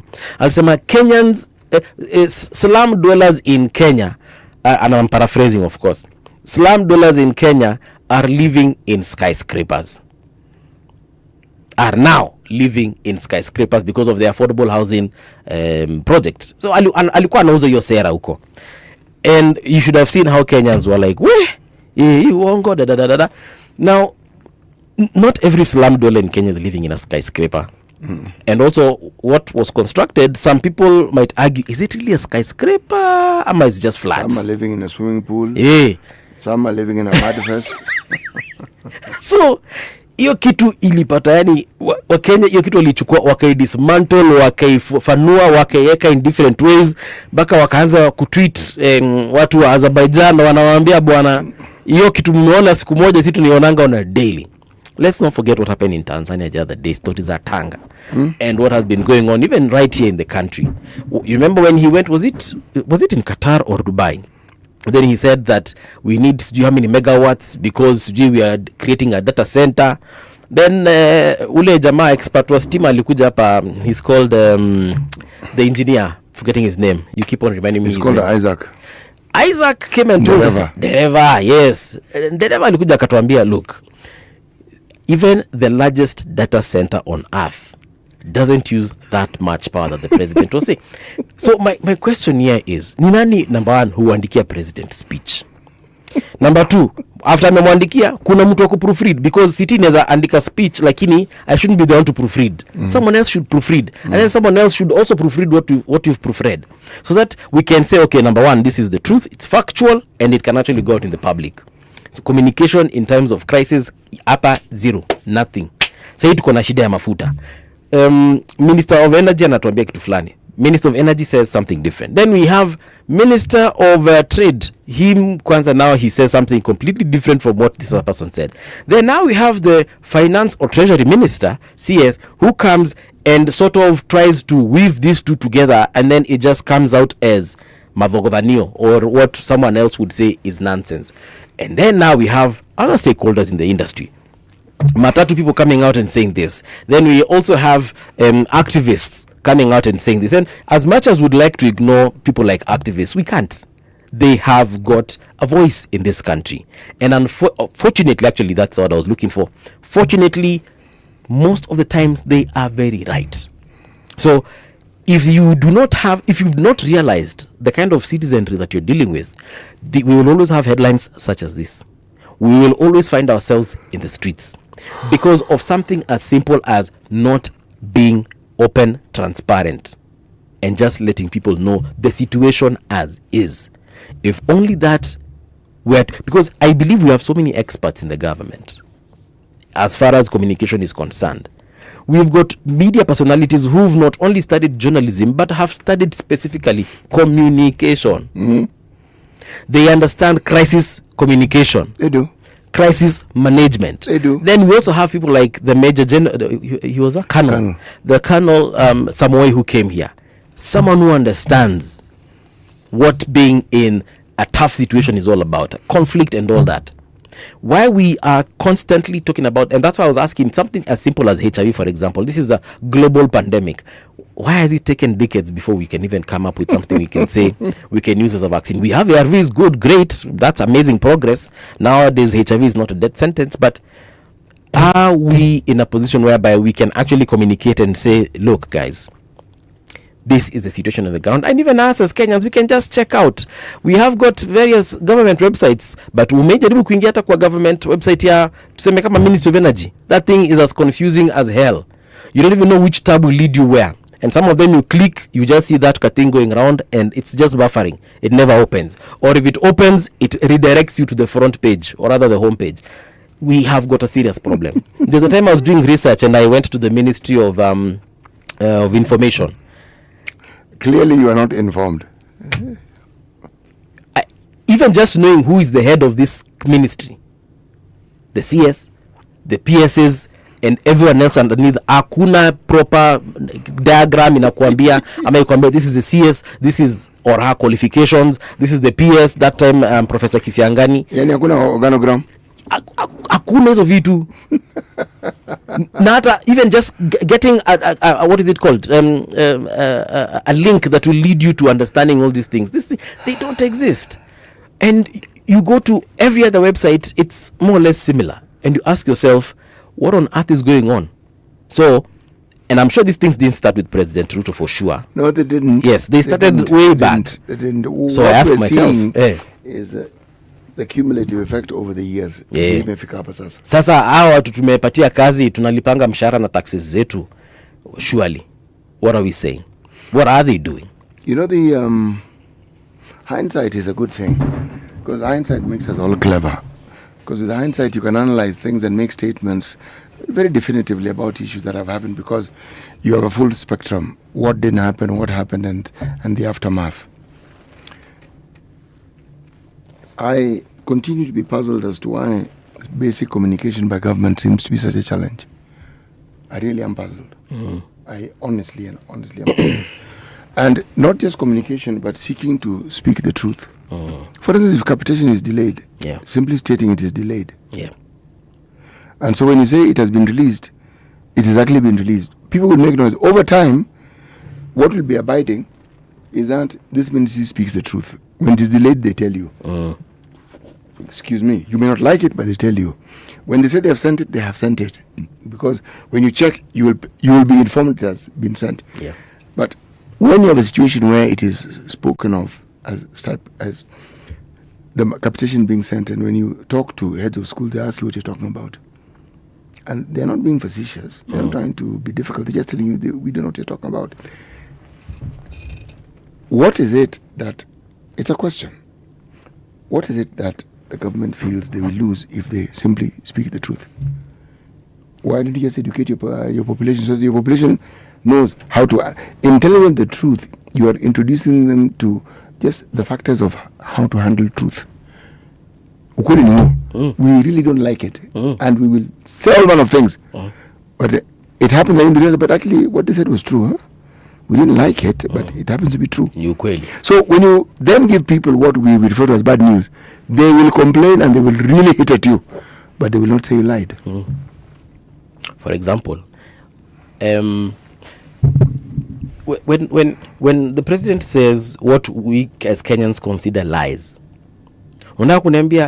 of all his cabinet secretaries, of all his speech writers, of all his aides, of all his what are they called, advisors and PSs, hakuna mtu angeambia tu president, excuse me sir, hapo mali umesema kidogo hiyo si factual. Unataka kuniambia hakuna wako, unless ni zile mtu anasemanga off the cuff. Unajua ile umeenda kwa crowd, watu wamepiga nduru, alafu unasema haya tulieni sasa, kutoka kesho kila mtu ataanza kukula pizza. You see, I told you, don't ever underestimate the effects of a crowd that you're speaking to when they're responding to what you can say things. I told you what I did. Did I not tell you?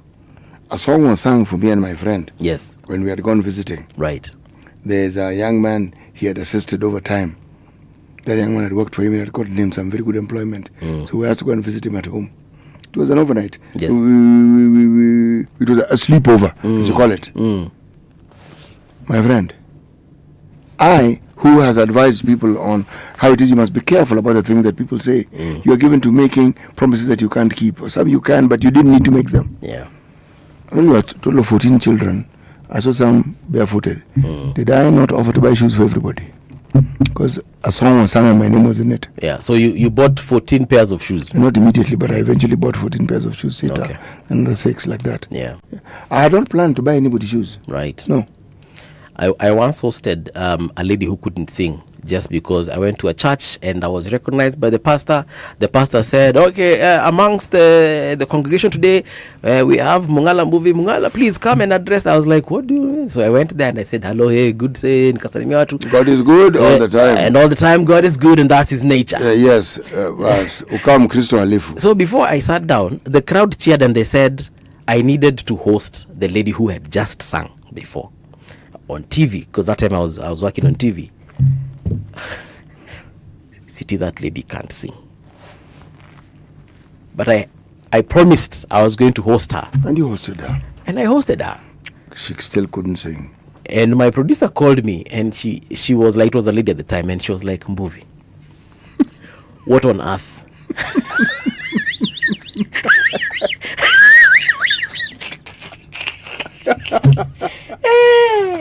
and she asked me she asked me blatantly, and she was like, bro, is there something going on between you and this lady? I told her no. I was at a church, I was called, and the crowd told me I needed to host one of their own on TV, and I said I will. But you see, I'm not the president of this country, and once bitten twice shy, because if I ever find myself in a congregation, I will not promise to host anybody. In fact, don't even go up. Yeah. Stand up where you are. And just wait to the crowd. And said, Mungu awabariki nyote. Yes. And sit down. And I sit. I will never ever make that mistake again. But I'm not the president. The president has done that several times. The president's a human being. Yeah. So I just think at one point, someone needs to tell him, bro, Paul, there's a way you communicate. I've spoken to people who are in political leadership of some substance. And they talk to you about how they should go about these things. So you're watching this person on TV. You do the what's my name? Yeah. You let ask them, hey, what on earth? No, bwana, city, wewe hujui. Ile crowd ilikuwa na ninio. Yeah. Mzee, ilibidi mpie niji. I had to do something. What are you talking about?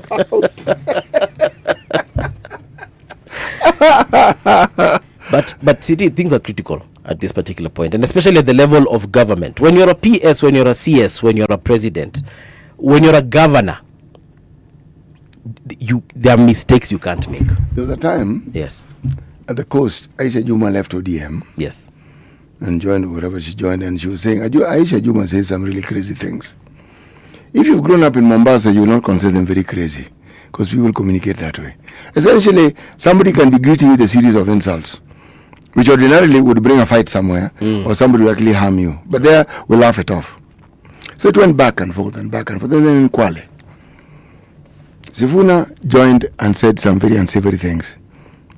We invited him to the show. I was working on them, and I asked him, what on earth were you saying?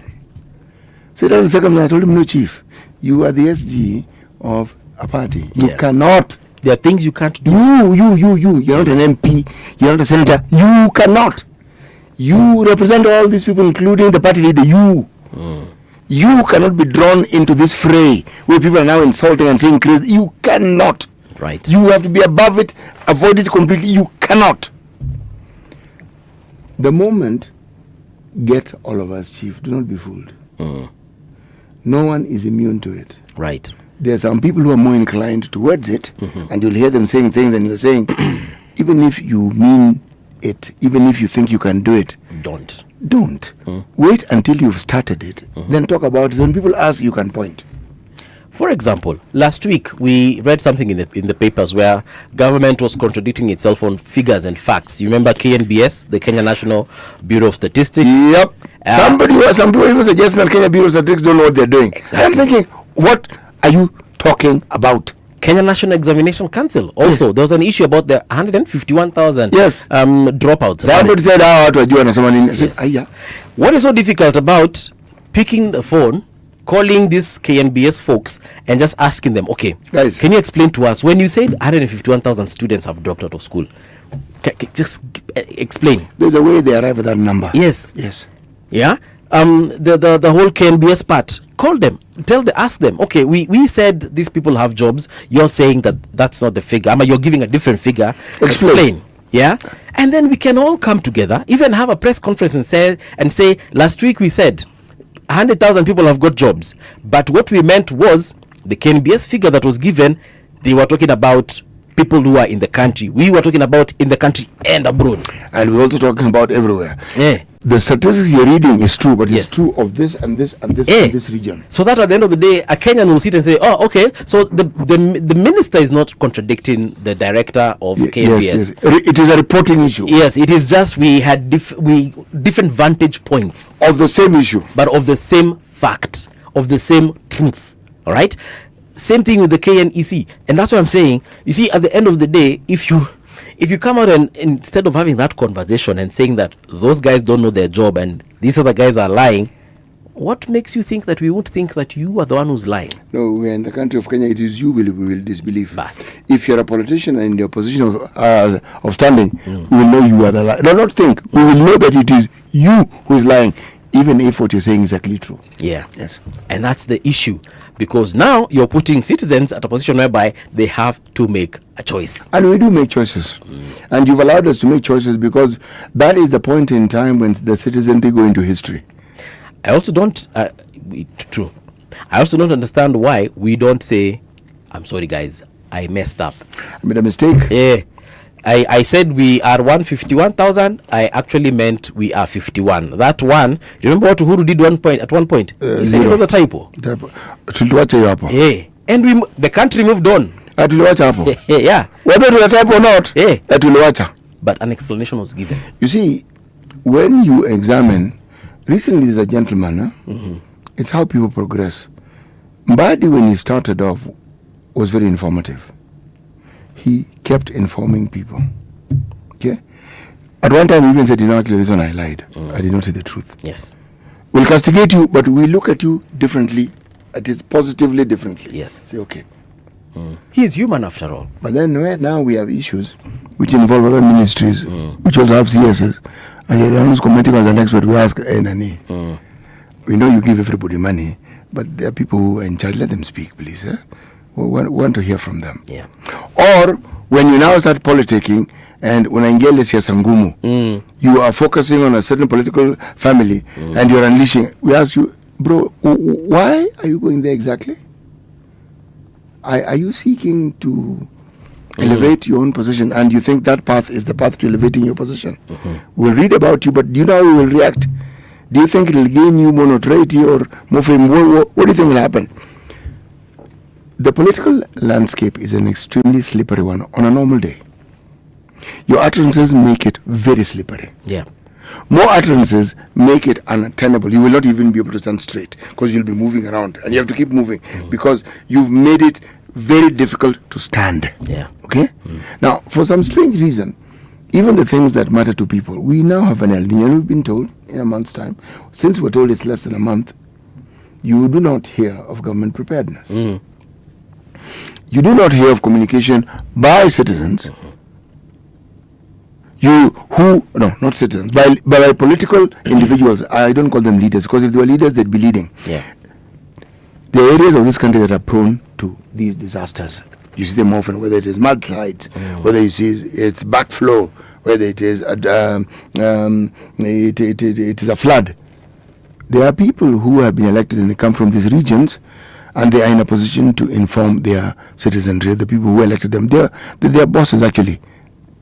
They do not. You don't hear of community efforts to build water pans, because the communities can do so.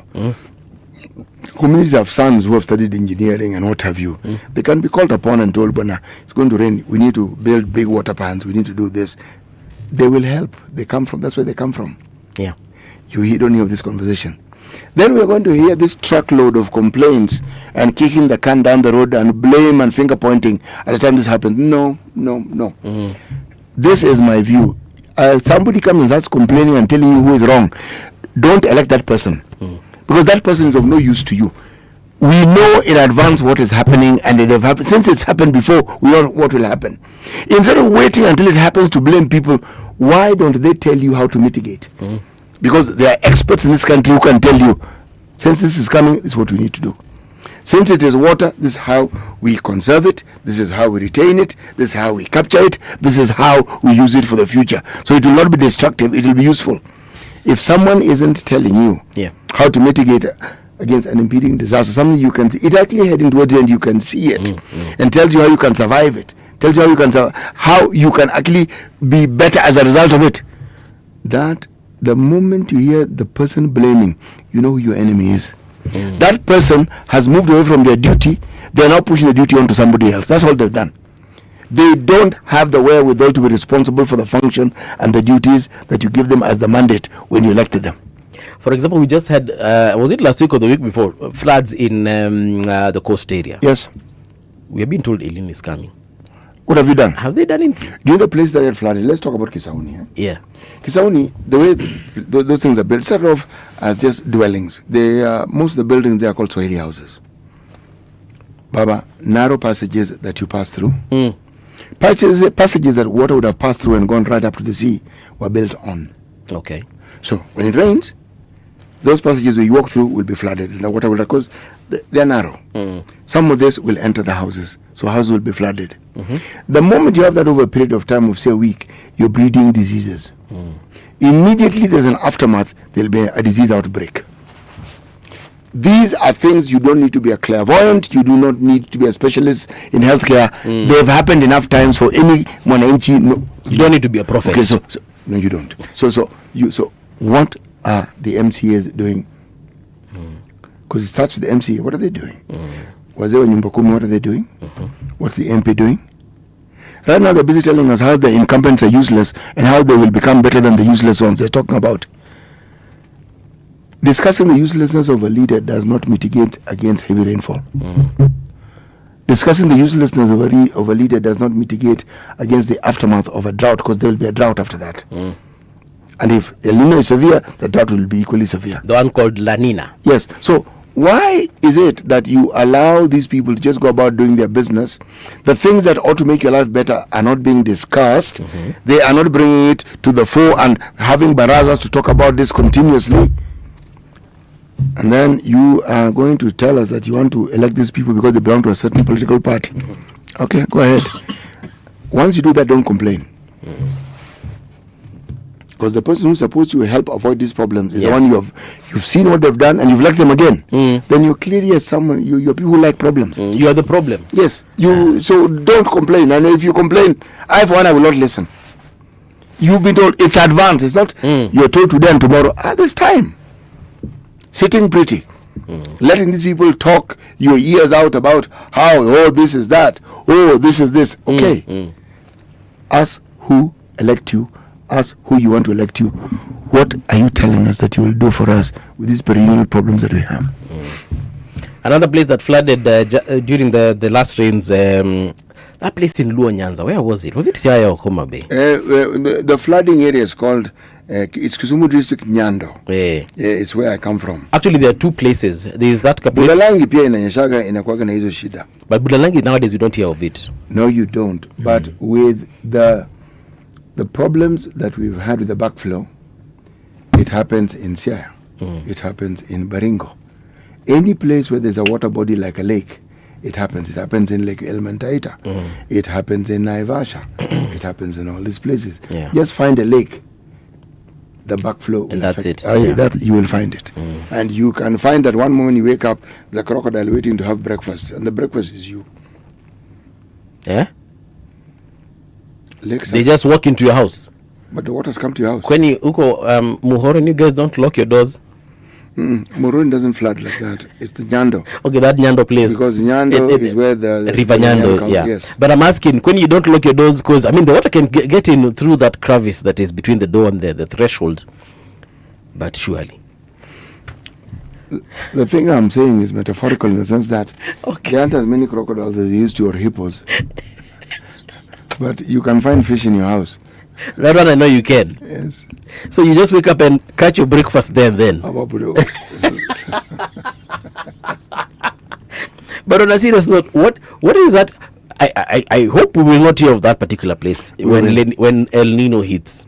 We will. Because it will be very sad. We will. If the people who have been elected to represent their people do their jobs, we won't. Because there's a Ministry of Water, and there are enough experts in that ministry to tell you what to do. Yeah.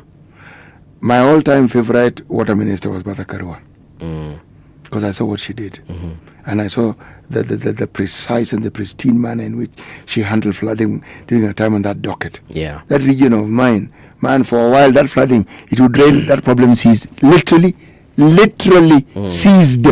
Babu, when he was here, he was talking about dredging. Rivers. You've also spoken about dredging of rivers. I didn't know that until actually you mentioned it. That was sometime last year. And I was like, so we've had this knowledge. Yes, we've done. No, forget the knowledge. You're not a water engineer. No, I'm not. But you have the knowledge. But I know it's done, and you know of it. And I know people who do it. Yeah. Kengen, where they have their dams, right? They have to have contractors or subcontractors who dredge the water bodies for them. They have to. Because otherwise silt rises up and then it gets into the turbines and it causes unnecessary problems. When you dredge it, you remove all that silt that is accumulated at the bottom of that water body to the side, so the capacity is increased. The river or the whatever water has more place. Yes, water has more passages to pass through. So the problem that you're speaking of, overflowing, doesn't occur. Forget. Yes, exactly. Martha Karua cannot leave my mind because I know what she did in her ministry. And I know what she did because the member of parliament at that time was a guy called Engineer Eric Nyamunga. Nyamunga is the one who understood and brought this thing. Okay? Now we people who elect, I don't know what it is about us. That man brought changes that people had not seen in a very long time. Yeah. Guess what? The next election. What happened? They didn't elect him. Why? Siasa tu. That's how I should tell you. That same person, yes, with CDF would call all the councillors, all plan for what you want to do in your ward. See, there's an account. Yeah, you create another account. You create oversight people. Money is given to you to carry out the plans that you have for your ward. The money was for wards. This is the amount, you can see it. It all goes. The next lot comes in. They do the same. Chief. Somebody who is that organized has a plan for the future, and then you elect somebody else. When they are okay, the person and there's somebody else they elected. Yeah. Oh, God Almighty. God Almighty. Okay. Nothing. He redefined everything you do not want to see in a person who calls themselves a leader. Talks a hell of a lot. Combative. Says crazy things. In terms of a plan of how to help people and to improve their... Why is it that... But that should tell you what the people of that particular area perhaps wanted. No. It tells you politics of the area and how it is people voted and who was preferred because of our politics. Why is it that the Nyando area, the Kano Plains, has not expanded its rice production to the point that Mwea has? We started planting rice around the same time, if not earlier than Mwea. We are still subsistence farming our rice. We don't even take it to the second level of value addition. It's a leadership problem, not a rice growing problem. You know, this reminds me of leaders, and I won't mention names, but it reminds me of leaders, world leaders, presidents, for example, who have got to rule with an iron fist so that things in their country can move. Because maybe they realize this issue of being polite with people and selling, a vision to the people of that country, it really doesn't work. Because it's someone who will come and they will be very, very noisy, like you said, very combative, very aggressive. And those ones are the ones who are voted for, because perhaps we think of them as energetic and we think of them as full of life, and that maybe is an indication that they will deliver, only for them not to, or only for them to get into office and just plunder the whole damn thing.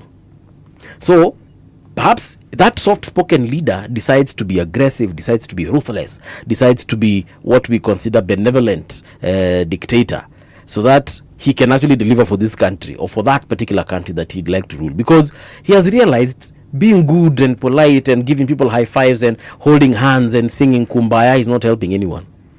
Yeah.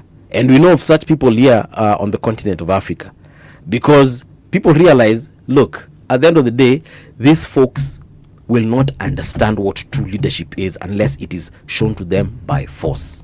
There's a guy who was known as the overall leader of the citizenry of Romania. His name was Nicolae Ceausescu. He represented the very same thing that you have said. Okay. When the country had turned against him and the rule of the communists in Eastern Europe was coming to an end, the military told him, Chief, take off. His wife didn't see why they should take off. They'd been pushing their fellow citizens and killing them and doing crazy things forever. They got killed. Yeah, I remember theirs was a public shooting. Well, I read about it. Yes, it was a public shooting, and it could have been avoided. Somebody who understood the signs of the time, Sheikh Hasina, Prime Minister Bangladesh, when she was told to board the helicopter, she did not hesitate. She knew. She was told, bold, okay. Go. You see, you cannot, in good conscience, refer to somebody who has squandered the opportunities of making the lives of his people or her people better as a leader. You can't. That's not a leader. Unless you're saying that it's a leader of death and destruction, and that's the leadership we prefer. Who wants to die? And because if I go back to your example of that area you've called what? Nyando. Nyando, yes. Yes. The moment you've spoken about this MP who did all these things for his people. Yes. Then the next election cycle, he wasn't elected. And then the guy who came in, oh God Almighty. That is an indication of what people expect in their minds, but not what they think they deserve. Well, that's an indication of the politics of that particular region and who is the power of the politics and how it is people chime with that politics. Chiming with the politics will override development. If people like a certain leader and he has preferences, people will elect his preference as opposed to somebody who will actually change their lives for the better. It's that simple, really. Yes. Okay. You see, human beings and their adaptability is something that you can never underestimate. Man, we adapt. We fit in. We put up with. We have thresholds that we didn't know existed. And that's what you saw in action. People putting up with a politician who was elected, who is not actually not making their lives better. They even went to elect that man to become a senator. Yeah. So. And then the people are usually, it's easy. Serikali haitu. You say, no, this has nothing to do with Serikali, bwana. Yeah. There's enough money in this region to have changed these things. Look at the people you elected, please. Yeah. Yes. That is where your problems are. That's where your problem. All right. We are taking a short break and we get into the news headlines. Not the headlines, actually, but the news itself. Then when we return, we are going to be hosting some folks. This is Youth Affairs UDA Party, Kipkorir Brian and Felix Wambua. Felix is of the Linda Mwananchi Youth League, and the conversation is going to be about the strike that we experienced on Monday and Tuesday, of course, due to the fuel crisis, and we'll discuss the finance bill from a youth perspective. So don't go too far. We will be right back.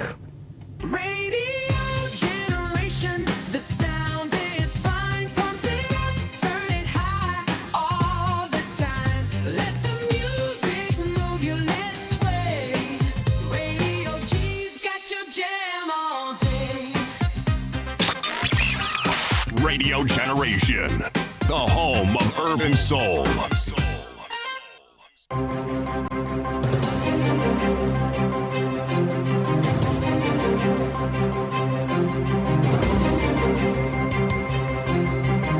This is the Radio Generation News.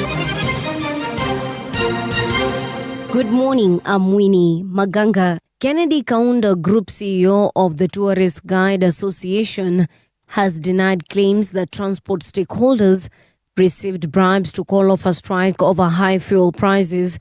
Kaunda says their main concern is the rising cost of fuel, which he says is hurting both transport operators and commuters.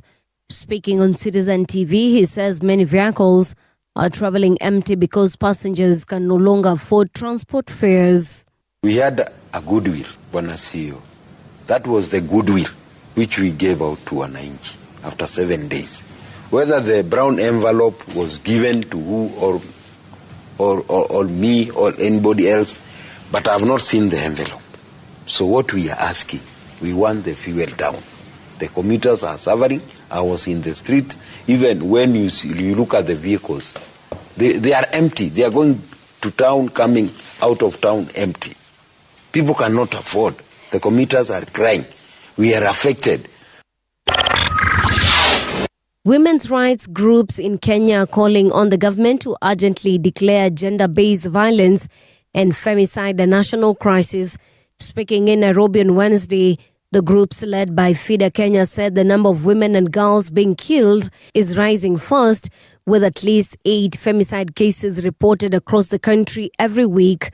They warned that many more cases may not even be reported. The organizations, including Federation of Women Lawyers in Kenya, Law Society of Kenya, and the Kenya Human Rights Commission, have now given the government 40 days to take action and address the crisis. We, the organizations and stakeholders gathered here today, stand together with the victims of femicide and their families, as well as all survivors of violence against women and girls in Kenya. Femicide and violence against women and girls in Kenya has reached a crisis level and requires immediate action from the national and from national interventions. We cannot stand by and watch as women and girls continue to suffer such violence. We are deeply troubled by the daily reports of women being killed in very horrific ways in our country. Some have been assaulted, some have been murdered, some attacked with corrosive chemicals, others dismembered, and some bodies discarded without dignity. IGAD Climate Prediction and Application Center says Kenya is likely to experience a hotter and drier mid-year season than usual. Weather experts warn that the June to August period may not bring the normal cold weather many Kenyans expect, while rainfall is also expected to be below average in several parts of the country. The report says changing climate conditions, El Niño, could affect weather patterns across East Africa. Elon Musk's company SpaceX says it plans to sell shares to the public in the United States stock market. The move, known as IPO, would allow ordinary investors to buy and trade shares in the company. SpaceX builds rockets, runs the Starlink satellite internet service, and also owns Musk's AI company XAI. Experts also say the deal could greatly increase Musk's wealth, potentially making him the world's first trillionaire. And that's the truth on Radio Generation. Good morning, I'm Winnie Maganga.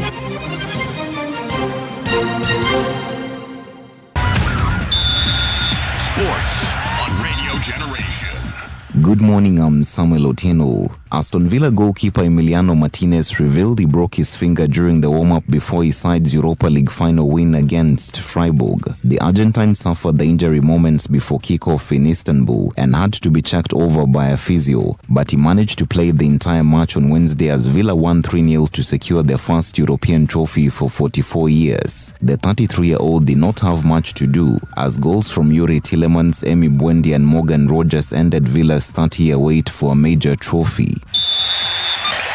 The world's leading tennis players plan to limit their pre-French Open media commitments to 15 minutes in protest at the prize money on offer. As first reported by The Guardian, the players could walk out of news conferences or broadcast interviews at Roland Garros this Friday and Saturday when the 15 minutes is up. The 15-minute limit is meant to symbolize the 15% of revenue, which broadly speaking the Grand Slams allocate to prize money. And that's your sports update on Radio Generation. Good morning, I'm Samuel Otieno. Sports on Radio Generation. The views and opinions expressed on this program are those of the guests and do not necessarily reflect the views of Radio Generation. Radio Generation assumes no responsibility or liability for the interviewee's views. This is Radio Generation. In the beginning, there was morning radio. But now there is Radio Generation's The People's Breakfast, curious and bold, getting facts from the shadows. That's what it is. Now, as the city wakes and secrets stir, a bright new voice shines. The People's Breakfast, your morning, your voice, your journey. Good morning. Good morning, my neighbor. Welcome to the home of hard truths and bold insights, Radio Generation. A very good morning to you. Welcome back to Radio Generation. 7 minutes plus 8 o'clock. How are you doing? Luke Esare Ellis has said amazing. Thanks. Now, okay, amazing. Thanks. He's now enjoying the show because of the English Swahili translation. We thank you. We thank you for mentioning it. Yes. Because if you hadn't mentioned it, we might have just continued doing what we do. Yeah. You know, most Kenyans, literally, speak 3 languages at the same time. True. We just crisscross them, depending on, and if you know a 4th one, you'll be speaking 4 languages. In the course of a conversation, you will have spoken 4 different languages. Yeah. Yes. We shall be asking our guest in studio how many languages he speaks. Job Kola said, asante Mbuvi, serikali wanakosa maelezo ya kina kuhusiana na miradi, mipango, utekelezaji zote ili ifikie mwananchi wa kawaida kwa lugha sanifu ya common man kwa ukweli wa kuthibitishwa. Job Kola. He's saying that the government is not communicating well in a way that the common man or the common mwananchi understands, and they need to do something about it, don't they? In studio, we do have Linda Mwananchi Youth League leader, Felix Wambua. Felix, a very good morning to you. Welcome to Radio Generation. How are you doing? I'm well. Yes? Thank you for hosting me today. Karibu sana. Yeah. How many languages do you speak? For me, I speak 4 languages. 4? 4. Okay. Yeah. Let me guess. Yeah. Kamba. Ah, okay. Yeah. English. Swahili. Sheng. No. If Sheng is a language, then it will be the 5th. Okay. Yeah. So which is the 5th one? Luganda. Oh, you speak Luganda? I speak Luganda. You studied in Uganda? Sure. You too. Look, it's just that we don't speak about it. Yeah. It was very common in East Africa Yes. for people to study across in different countries. Exactly. But Uganda is the place where very many Kenyans studied. Yeah. Yes. I was they're killing that now. In Uganda? Yeah, I think my lot was the last lot. If you go now, you'll find just 1 or 2 who are now on masters. And at that level, it's hard to get the language. Yeah. But when you start at young level, at young age, how are they killing it? what's happening? I think with the reforms and we are trying to like export our behaviors to Uganda. Yeah, that's, yeah. Then Museveni is like, these boys are now contaminating the behaviors of our kids. Oh, so when you say killing it, you mean they don't want Kenyans going there to study? Especially, mostly foreigners. Kenyans have been banned. Most of them from their education system. Yeah, from the education system. If you find someone there, maybe they are a teacher in Swahili. Yeah. But consider for a single second, Kenya. I mean, Paul. Yeah. Just look at the way we handle our politics. We are Kenyan, so we're used to it. It is scary if you're not in Kenya. It is very scary. The way we talk to our leaders, the way we package our communication with regards to our politics. Right now, the way we're treating the finance bill. Those are the countries people don't do those things. Yeah. They don't. They do not. Shout to the maybe a minister with all due respect. You have to listen to me. That you can never hear there. They will do it while kneeling and like worshipping them. You see their leaders as small gods. Watanyenyekea. But let me ask you though. Yeah. I mean, we and I was actually talking to CT about this in the morning. Sometimes Kenyans are very aggressive. Sure. Yeah. Like sometimes that's a matter of fact. Sometimes we go overboard. Yes. But isn't it better to go overboard than not to go at all? Yeah, I believe Kenyans are going to be leading Africans to the new world order because of the behaviors, because of their habits. What I need to speak here, this is my own view. Okay. We need to be accommodative and understand others. That they don't fear us, because it's hard to get to be employed in Tanzania. They believe you are going to be. Okay. So it's difficult for a Kenyan to work in Tanzania because of our reputation. Yes. Exactly. Our aggression. And most of this has been put forth to the world by the leaders we elect. Because today, every Kenyan, even in every business deal you are going to strike, they will think you can never be trusted. They will always think you are lying. They will always think that. So not only, so we are also not trustworthy. We are not. That is hiyo ni sifa moja. That is one of the traits we have been given. Yeah, out there. Okay. Yeah. We are opportunists. Yeah. There are some behaviors which, when you export to other countries, it is received as the worst possible taste ever. Because one, they take the view that you are ignoring the norms and the way in which they go about their business, and you are enforcing the way you do things. It is the same complaint we have against the so-called colonialists or the neo-colonialists. They force you to do things, but sometimes they are not forcing. We are the ones who've invited them to come. And here I thought, CT, we are in a very good place because we are having all these people coming to look for professionals here, from nurses to doctors to teachers. You've actually mentioned teachers, right? I mean that our professionals are really professionals. Okay. But our leaders generally leaders. Please, our politicians our politicians. Yes, don't even call them leaders. Just call them what they are. Our politicians. But CT, we have good politicians who are very good leaders. No, the people who sell the bad examples are these politicians. You know, even in this generation, some of us do not want to be called honorable. Mheshimiwa. Look at Boniface Mwangi. He has never called himself Mheshimiwa. Look at Jimmy Wanjigi. We are comrades. We are just comrades. Na sisi ni watumishi. And that's how we want now to be recognized as. To draw a line between the politicians and leaders and liberators, because we are in that transition now. Okay.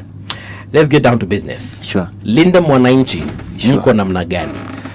Linda Mwananchi is the youngest movement that was born out of the disagreements within ODM, and everything happens for a reason.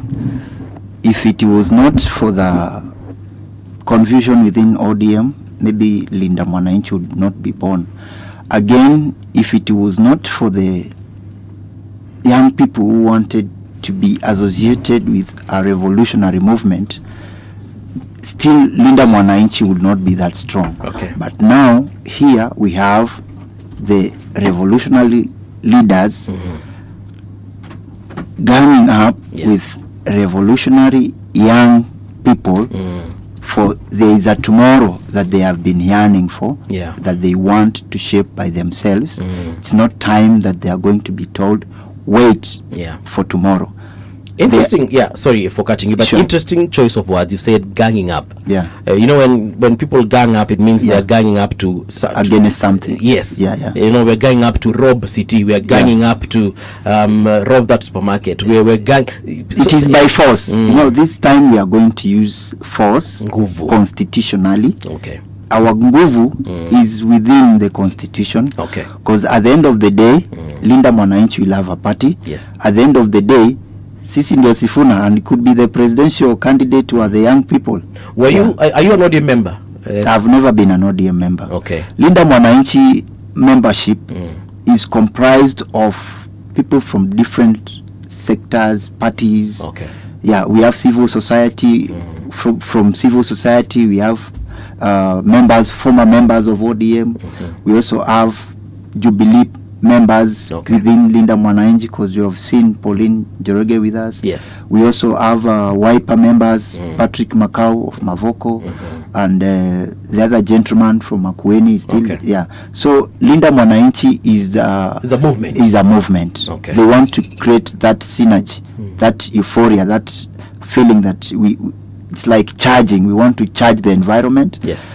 To ensure that we sensitize everyone on the evils that are happening within our society, on the wrongs that have been done, and when a voice is raised, no one is responding to it, no one is ready to listen. So those young people who have been agitating for change, they have reached a point that they have seen that change will not come with this lot. Okay. We have now to prepare ourselves from activism, from maandamano, to majadiliano, to power. Yes. Yeah.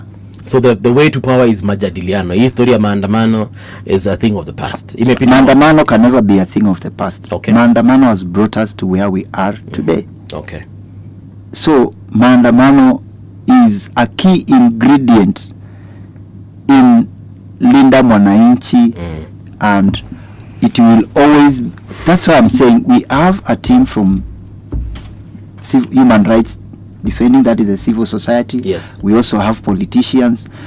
You know, what we have always wanted and yearned for as young people is to ensure that now that Baba is gone, what next? Are we going to let our people to suffer? Yeah. Is that voice, that strong voice that has been agitating for better life, for social justice, economic justice, human rights to be respected, good governance and constitutionalism, are we going to let it die with Baba? No. We have seen young people that have been groomed by Baba now joining us, and some of us are very fresh in politics, just want that mentorship. Okay. Yeah, and we are getting it from Babu, from Sifuna, from Osotsi, James Orengo, mzee wetu, the de facto leader. Yeah. Actually, that was my next question. Is there a structure as far as leadership is concerned? Do we have I don't know whether to call you a party, but let me use the term anyway. Is there a party leader? Do we have deputy leaders, chairmen or chairwomen or chairpersons? Sure. Do we have a secretary general? Now you are the Linda Mwananchi Youth League. So does the Youth League like have a leader, a chairman or whatever? Is there a structure? Currently, Linda Mwananchi has no structure. It's amorphous. It's amorphous. And soon Linda Mwananchi will come up with a party that all of us will ascribe to. What I want to say is that Linda Mwananchi originally came from ODM, and there is still that push and pull on who is the party leader, who is not the party leader. Okay. So in Linda Mwananchi, the team from ODM still believes Sifuna is the Secretary General wa ODM. Mm-hmm. Now that there was appointment of Mheshimiwa Oburu as the chairperson. Chairperson or party leader? Party leader. I think. Yeah, it's party leader. Party leader, because there is the chairs. Gladys and Wanga deputy is the chairs. chairperson. Gladys Wanga. It happened abruptly and constitutionally in confused environment. But Sifuna was there, and he is the one who, at the time of But Sifuna has been open speaking that everything that happened was just happening. He didn't know how it happened, because Baba has died. Yeah. We are going to India, coming back. Even before going to bury Baba, the chairman is there. They have already, it's like that death was predetermined. They knew what was going to happen. Let me say that those are my words. Okay. And I distanced them from RG radio. Those are my words. Don't worry, we did that before you started talking. Sure. Yes, we already distanced you. We fumigated it. Yeah, because I've not come to attack anyone. Yeah. I've just come to speak things as they are. Okay. So it's like things were planned on how ODM will be run even before Baba's death, implying that it was predetermined. Maybe not predetermined. Yeah. Or pre-planned. Succession planning is normal. Sure. In political parties or in the political sphere, even in everyday social life, succession planning is there. What if so-and-so is not there? What do we do? Sure. Now, culturally, the predetermination takes place culturally, where you say the elder son or the eldest. These are succession planning which have been culturalized and which have been entrenched in very many cultures. However, it also speaks of the health of the late Raila Odinga. The reality of it, that some people are privy to and some who are not. Jomo Kenyatta was unwell for a very long time. Sure. He could not fly, traveled by road. And courtesy of the fact that he had traveled by road, it made it possible for there to be state lodges in many places where he could take a break and rest. He was an elderly gentleman. It is said he had a heart problem and was determined well ahead of time. The man who was credited with the first world transplant was a guy called Bernard, a South African Dr. Bernard. This man came to Kenya. And we still remember him crying and wondering what is this man crying about. Anyway, he lived for quite a long time after I think it was said that this man's heart may not last long, but it lasted. How we knew that people understood his health condition was there was a succession battle, not plan, that now started taking place. There was a change the constitution movement. There's a gentleman called Hika Kimani, who was the Governor Susan Kihika's father, and others who led that charge, and they said, no, we need to plan. The problem here was there was a vice president, and our constitution was clear. In the absence of the president or in the passing of the president, the deputy president becomes what? President. They wanted to change that. The person who brought that to a halt was a gentleman called Charles Njonjo, who was at that point in time our Attorney General. And he read a portion of the Constitution that they were not aware of. It was simply, and I'm paraphrasing, the imagination and the thinking of the death of a president amounts to treason. And the punishment of treason, if proven is death. That conversation ended. Okay. So, I am saying, talking and planning for the future. We look at President Moi's rule. What brought very many people who were in KANU moving away from KANU was a succession. There were those who thought certain people should succeed. There are those who thought they need to have some form of election. Moi thought he should front Uhuru. Succession planning. It moved. Yeah. So, someone like Raila, do you really think that his not being there could not have been foreseen, or people would not have thought about it? It's an abomination even to think of, to wish someone death. That, let me say that. But given that we must all die. In African culture, given that we must all die, and in a polite and very soft way, the constitution of ODM gives clear guidance on how, if there is an eventuality, in the event unexpected, if it happens like it happened for Raila, how they should call for a NEC or an NDC, appoint or elect their party leader, appoint and elect their chairperson, vice chairs. So did that happen? No, it did not. Succession planning, it was there. Yeah. The discussion we're having is because they didn't seem to have followed that to the letter. Or did they? And why? Well, those are the questions that we are asking ourselves. You know, what I like is what you said, that Linda Mwananchi was born out of that disagreement, that confusion, that everything. Sure. And you know what? I wish you all the best as Linda Mwananchi, because at the end of the day, the more the merrier. The more the merrier. On the issue of fuel prices, Sure. what's your perspective?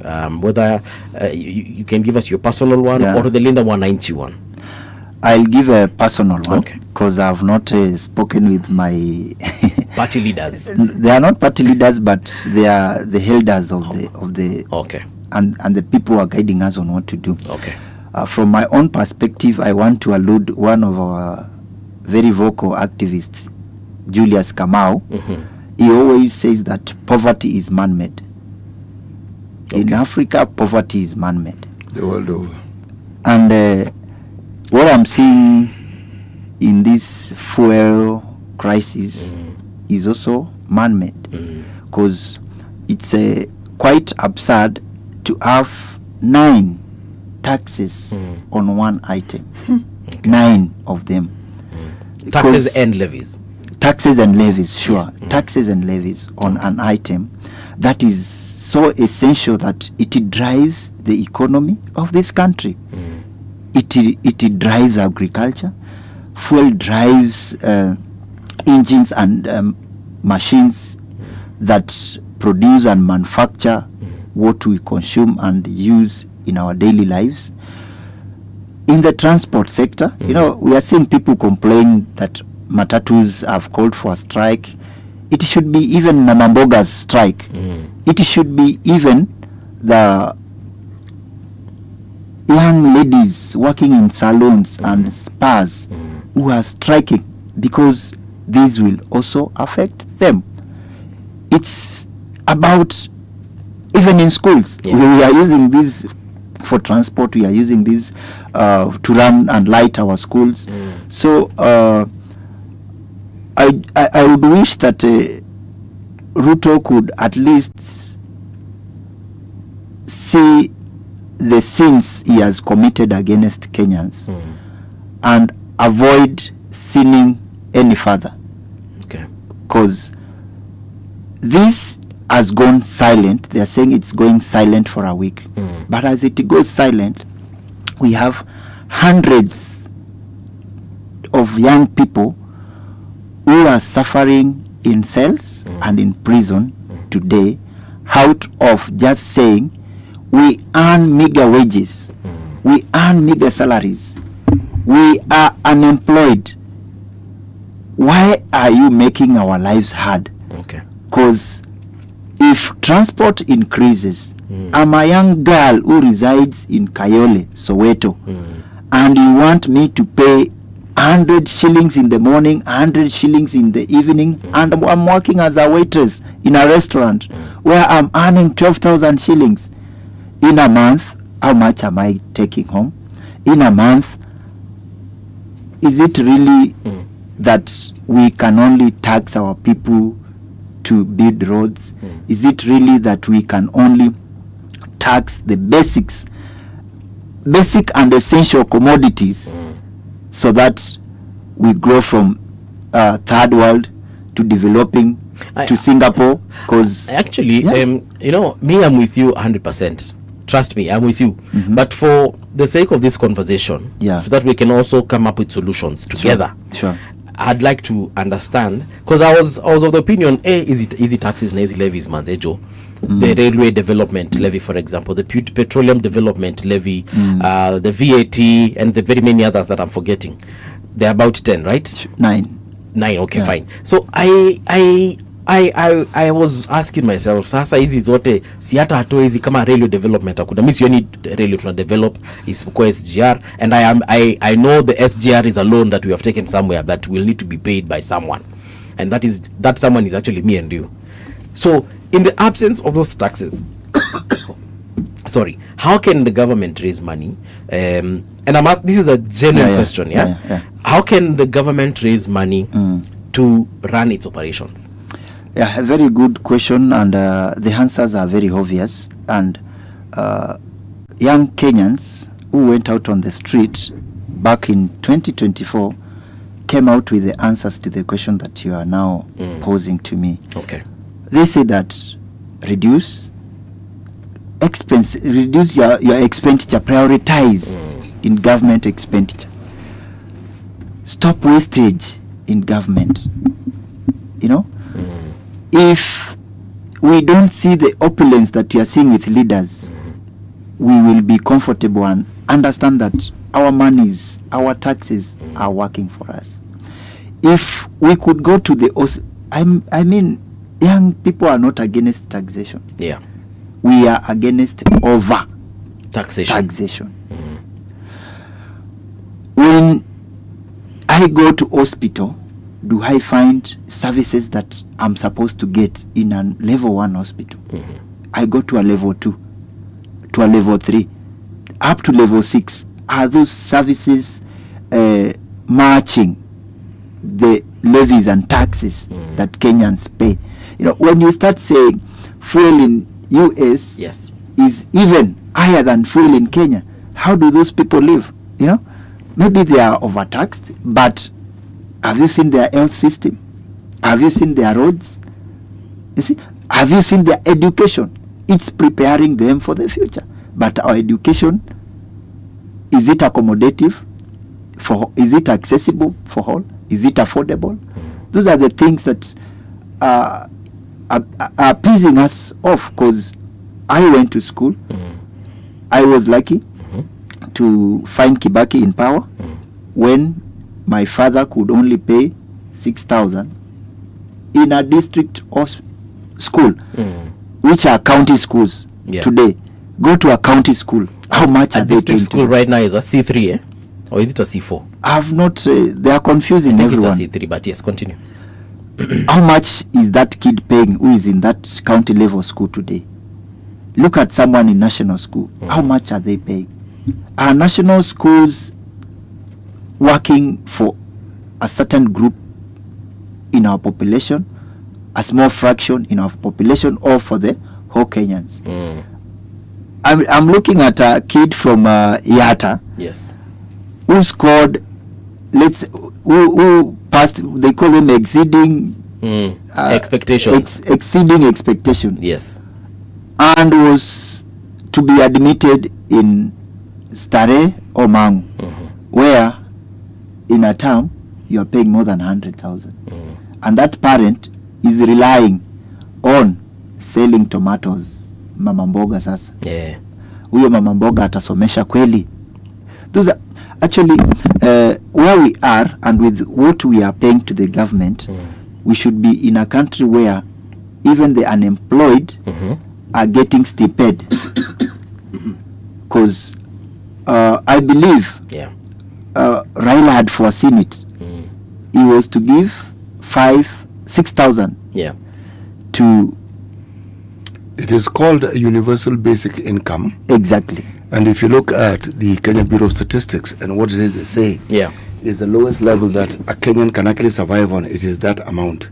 It is something that is being practiced the world over, where when you want to stimulate the economy at the very basic level, you don't ask people to work, you actually give them the money. You're paying them 6,000. So the issue of survival is now removed from the table. They can survive. So now they can move on to the next level of trying to see what else they can do. And then the government then places or puts together activities, funds, which can enable them to actually access resources that will then enable them to, should we say, grow economic activities. Now you see, that is now growing the economy from the bottom. Yes. So that is the true bottom-up economy. That thinking is actually sound, and it works. Because once you remove that problem of how do I eat from day to day, somebody's mind opens up to what else now they can do. Yes. Because when you are mentally, when you are not mentally sick, when you are kept healthy, being healthy is not just, but we also look at mental hygiene. mental health. Actually, we are in that month, May, mental awareness.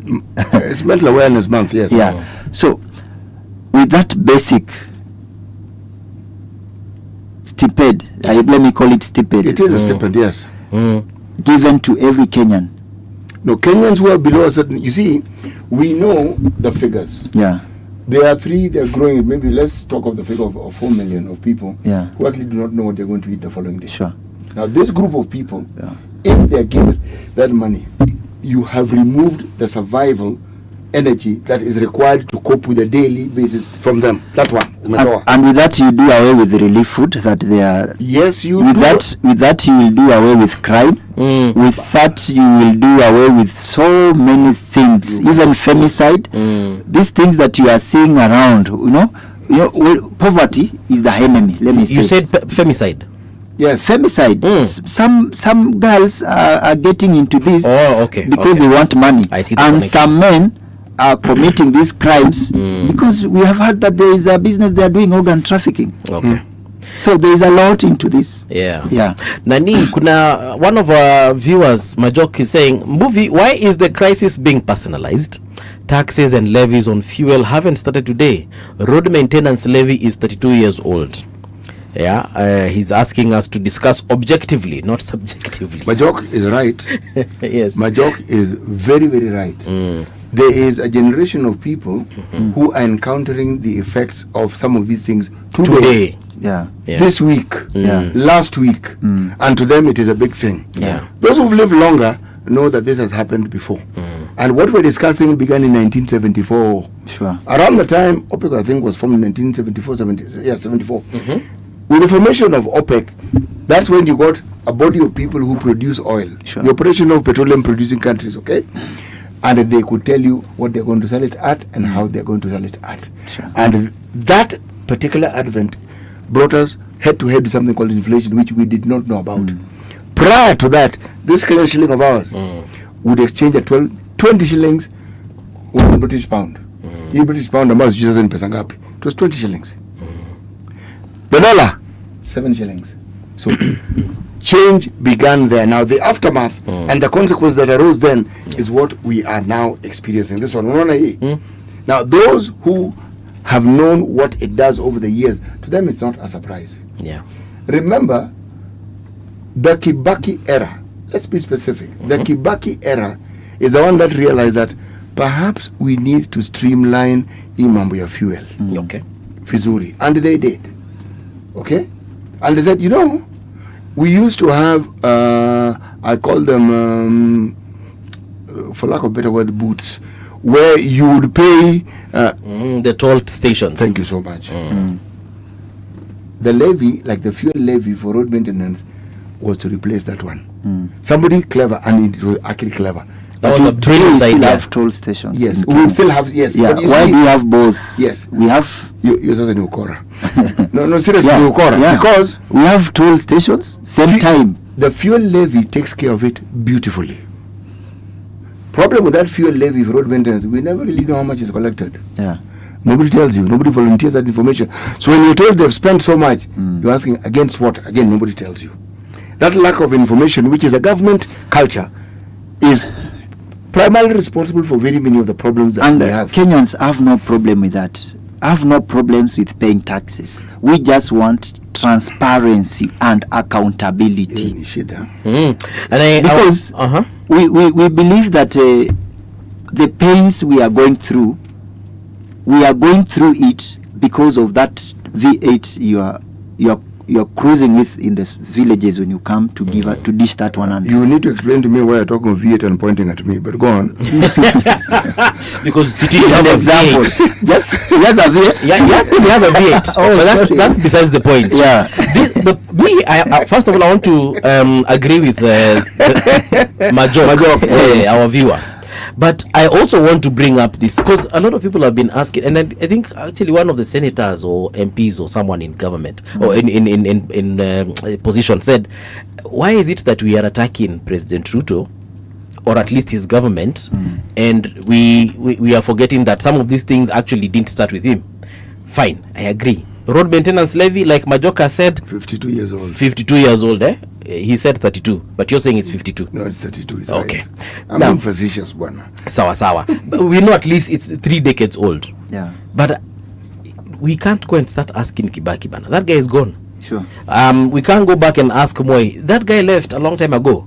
We can't go ask President Uhuru. That guy, he's retired.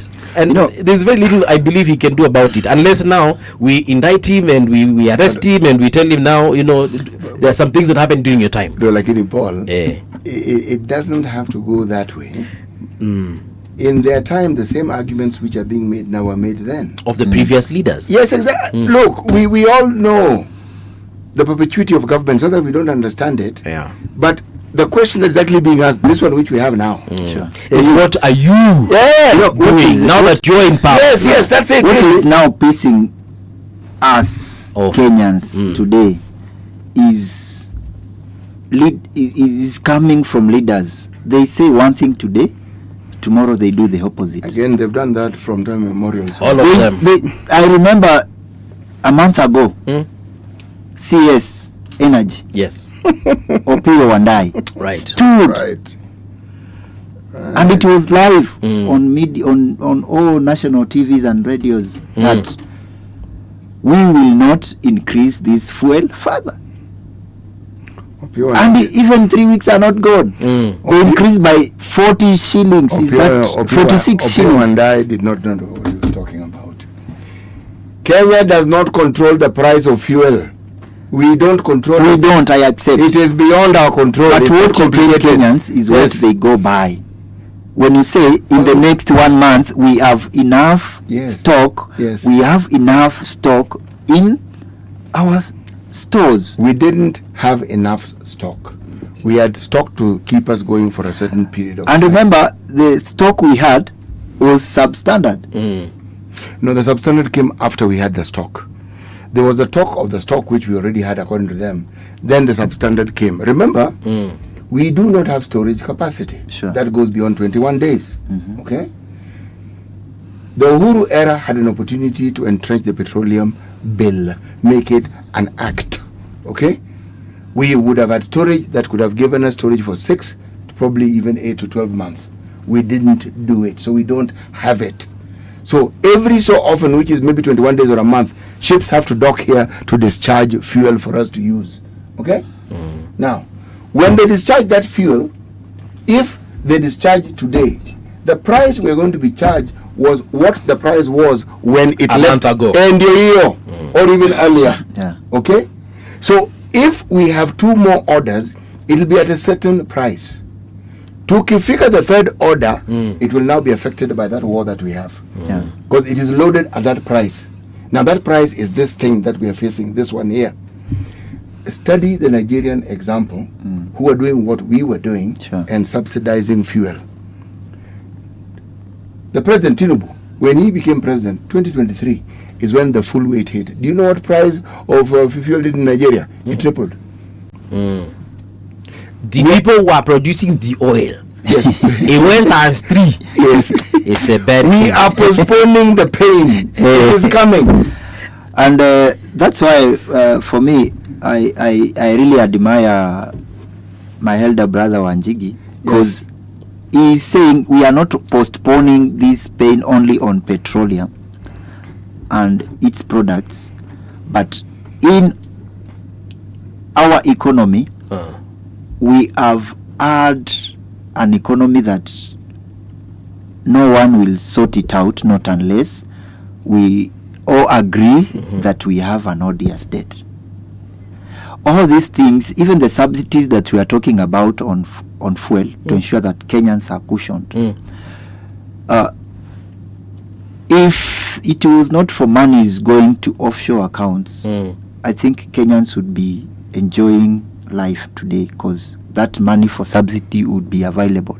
Sasa hapo ndio tunakubaliana vizuri, because if we look at the amount of money we were told just the other day to begin, it was either the end of last year, beginning of this year, that we are no longer losing 2 billion a day, it's 3. Remember when Uhuru admitted and he said mnataka nifanya nini? Sasa tumeambiwa si 2 ni 3. Tulifanya kahesabu kadogo hapa hivi. That amount of money, if we were to take 365 days in a year, that money is a little bit over 1 trillion. That is almost a quarter of the budget. Of the budget, yes.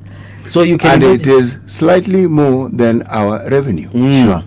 Ile pesa ambayo tunakusanya. Sasa imagine if we can stop the leakages. I am certain maybe we may not be able to do it 100%. Sure. But imagine what we can do with even 70% of that money. Sid, you agree with me that we have always elected leaders who are behaving like our colonial masters? Actually, no. Whenever we have an opportunity to lead, it's our time to scramble. It's our time to partition the country on which district, which county has these, how do I benefit from this, which ministry makes this, how do I have a fraction from that. I remember when during Kibaki's time there was a saying that, was it Kibaki? Yeah, it's our time to eat. We have that mentality. The book was written by a lady called Michaela Wrong.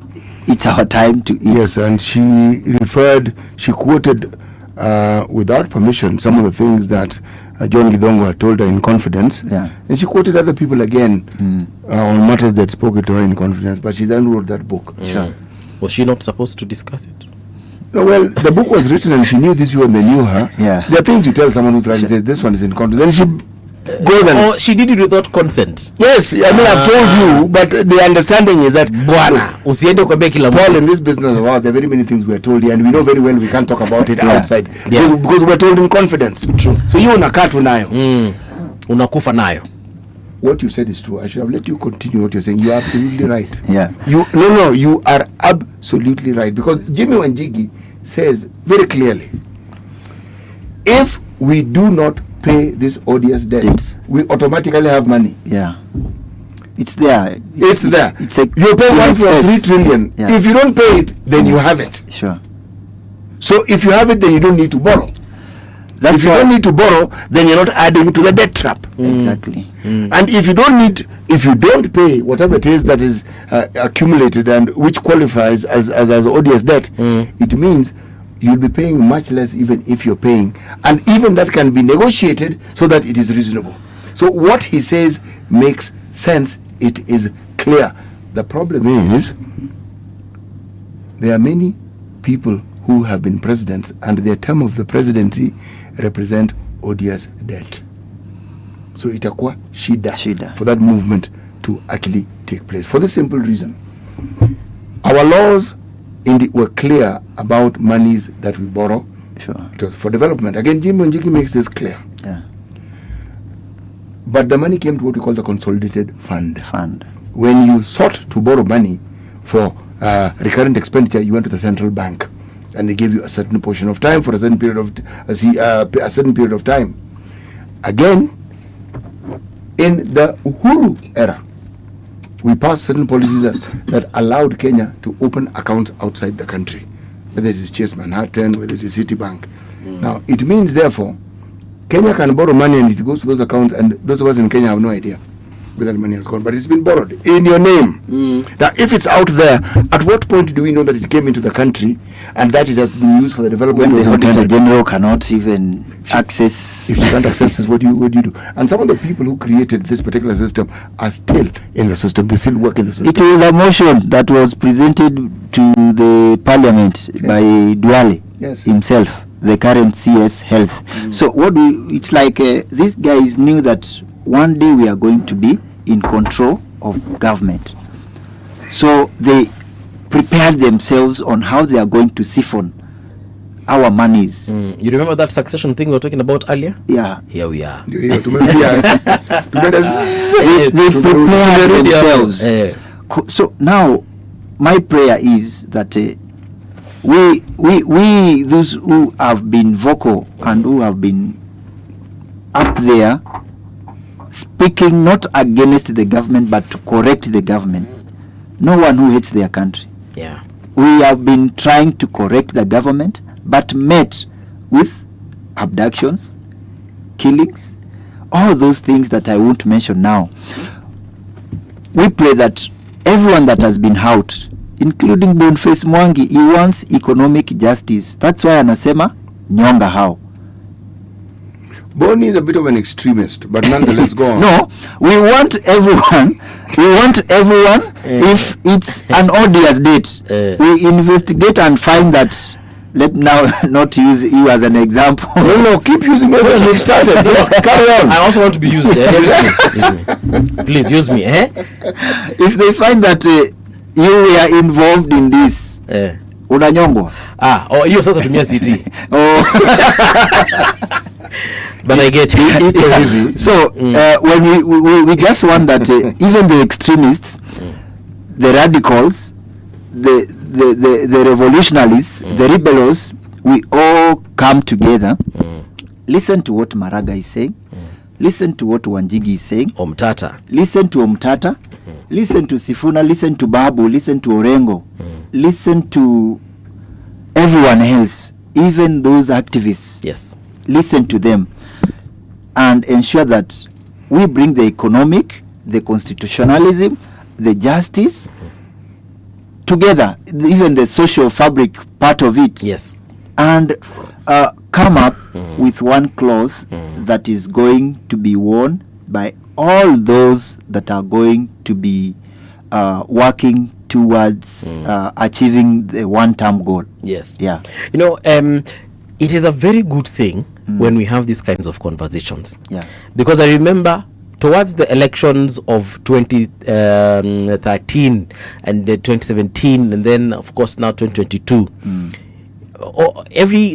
those candidates, and especially those who won, President Uhuru and President Ruto, wherever they went, it was very colorful. Yeah. And they said these beautiful things. Sure. They told us we shall have stadia. They told us we shall have houses. They told us we shall have an amazing healthcare system and an education system and all those things. But when they were elected, the same citizenry that elected them are the same ones crying. So it makes me wonder if Sifuna, for example, today were to clinch the presidency, 2 years into his presidency, are we going to say Sifuna must go? Yes, we will. Are we going to be saying Sifuna one term? We will be doing that. Yeah. Are we going to be saying Nyonga Sifuna and all these other slogans that we have against President Ruto? Look, I'm in the same country and I'm paying the same price for fuel, and trust me, I want things to work for me as well. Sure. I might be very impartial on this microphone, but I can promise you, ikizimwa niko na my own thoughts and feelings. Sure. Are we going to be having this conversation?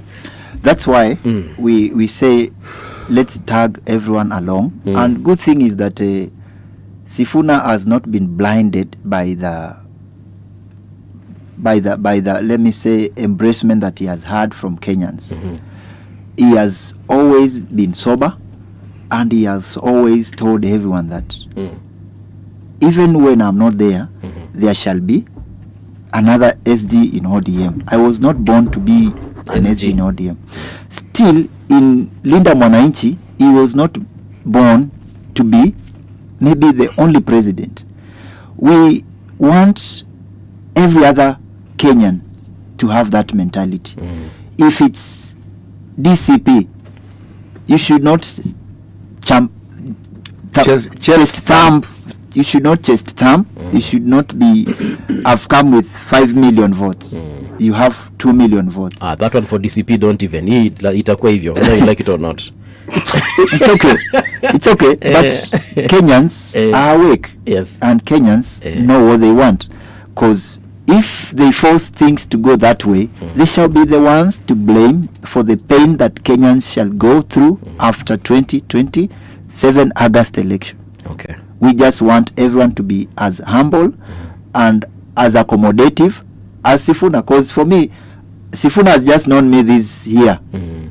I've not worked with him before. And even today, maybe he didn't trust my word, what I'm going to speak to public. Right. So let's ensure that we who are finger pointing others understand that more blame, the four fingers are pointing at you. Okay. As you finger point others, more blame will come to you if things don't work out. Have you ever had a one-to-one with Sifuna?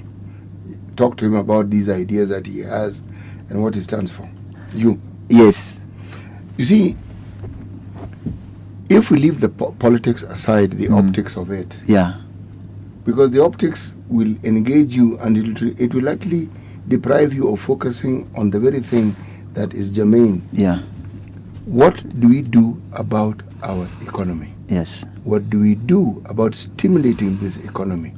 What do we do about the millions of Kenyans who do not know where the next milli is coming from? Sure. What do we do about ensuring that this education system is at least straightened so that we can tell the direction it is going to, and that we can meet the shortfalls we've already experienced when students did not go to learn and there were not enough teachers?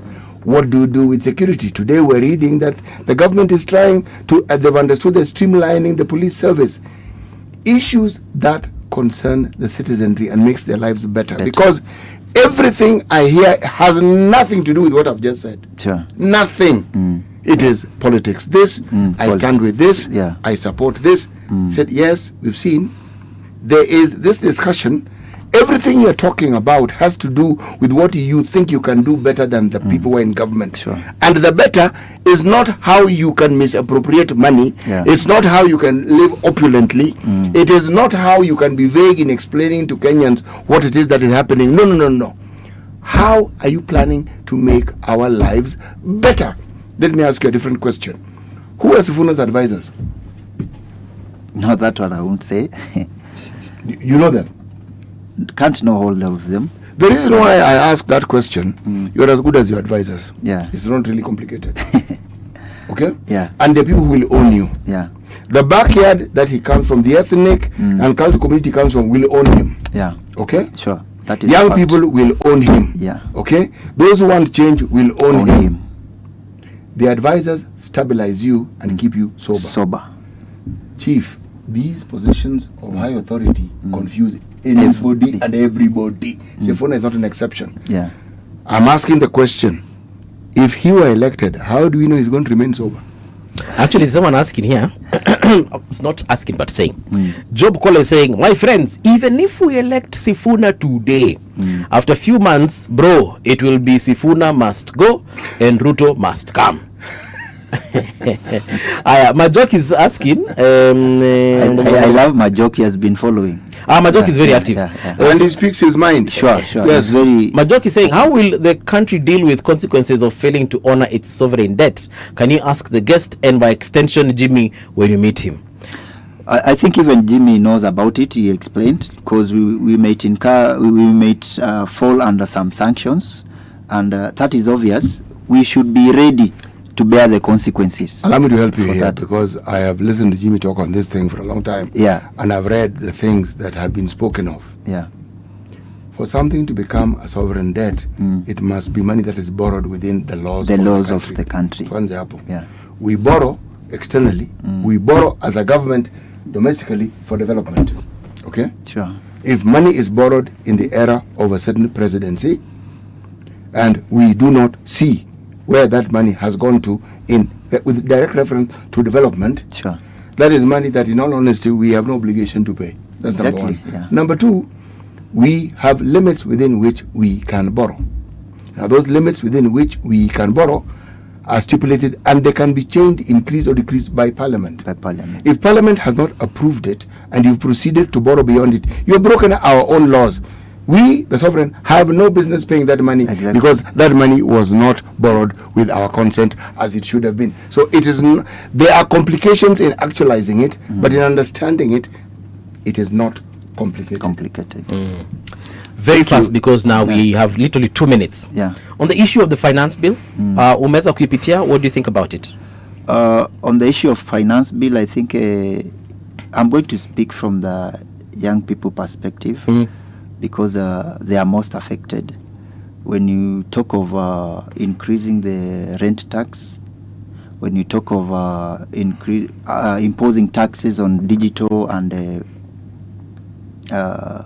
online platforms, you are taxing any content creator, you are taxing anyone who is doing business online. Yeah, we know there are some intruders. We have foreign nationals who are doing the business, but how can you tell this is a national and this is a foreign? Is a foreigner?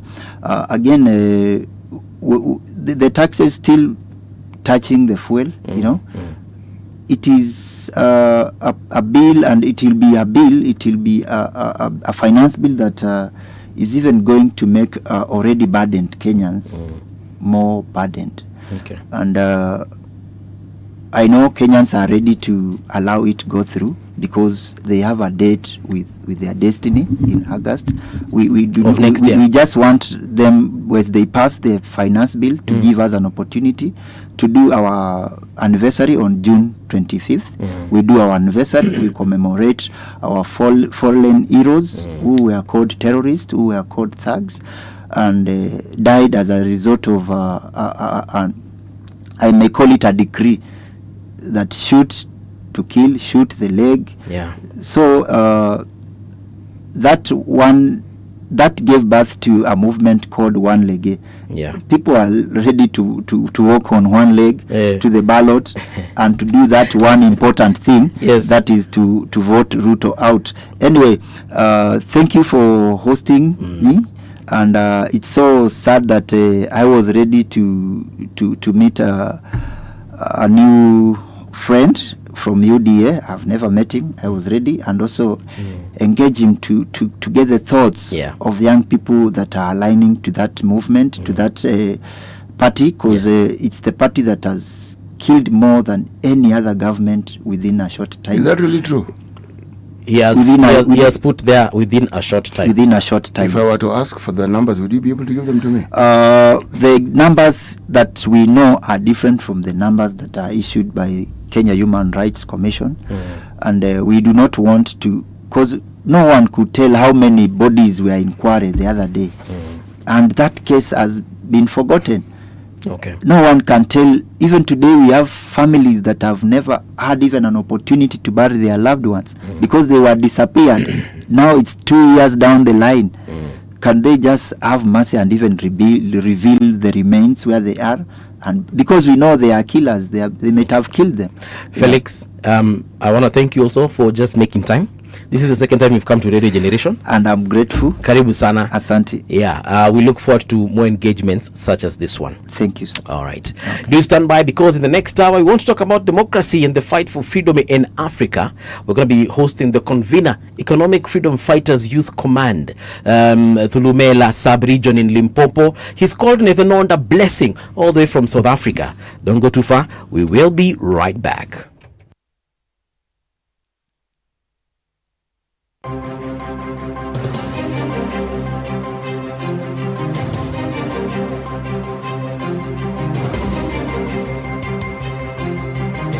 This is the Radio Generation News. Good morning, I'm Winnie Maganga. The murder trial of Mercy Kwamboka continued at Milimani High Court on Wednesday, where Safaricom officer told the court how mobile phone data helped detectives track down the main suspect. Safaricom liaison officer Jonathan Limo testified before Justice Alexander Muteti that investigators used phone location data and call records to place Joseph Ngerema Kamau at locations linked to the murder of the third-year engineering student in September 2024. Kamau, a Kenya Defence Forces officer, is the main suspect in the case. On 28 September 2024 at 00.16.04. The same, the initiator of the call was 0719. The initiator of the call was 0718. 740 821. 740 821. And the receiver was 0719. Receiver 0719. 100. 562. 562. The call lasted 136 seconds. Nairobi woman representative Esther Passaris has strongly condemned remarks allegedly made by Governor James Orengo, suggesting that women leaders only attain positions through sexual favors. She says the comments are misogynistic, demeaning and unacceptable in today's Kenya. Passaris adds that women leaders are competent and qualified, whether elected or nominated, and deserve equal respect and recognition in public service and leadership. I also want to speak to Senator Governor Orengo.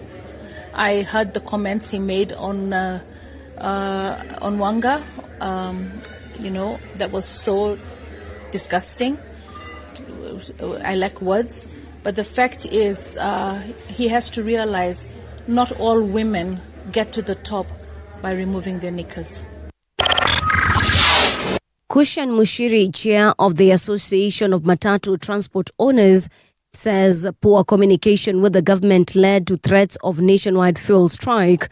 Speaking in a Citizen TV interview, Mushiri accused Transport Cabinet Secretary Davis Chirchir of failing to engage public transport operators over rising fuel costs.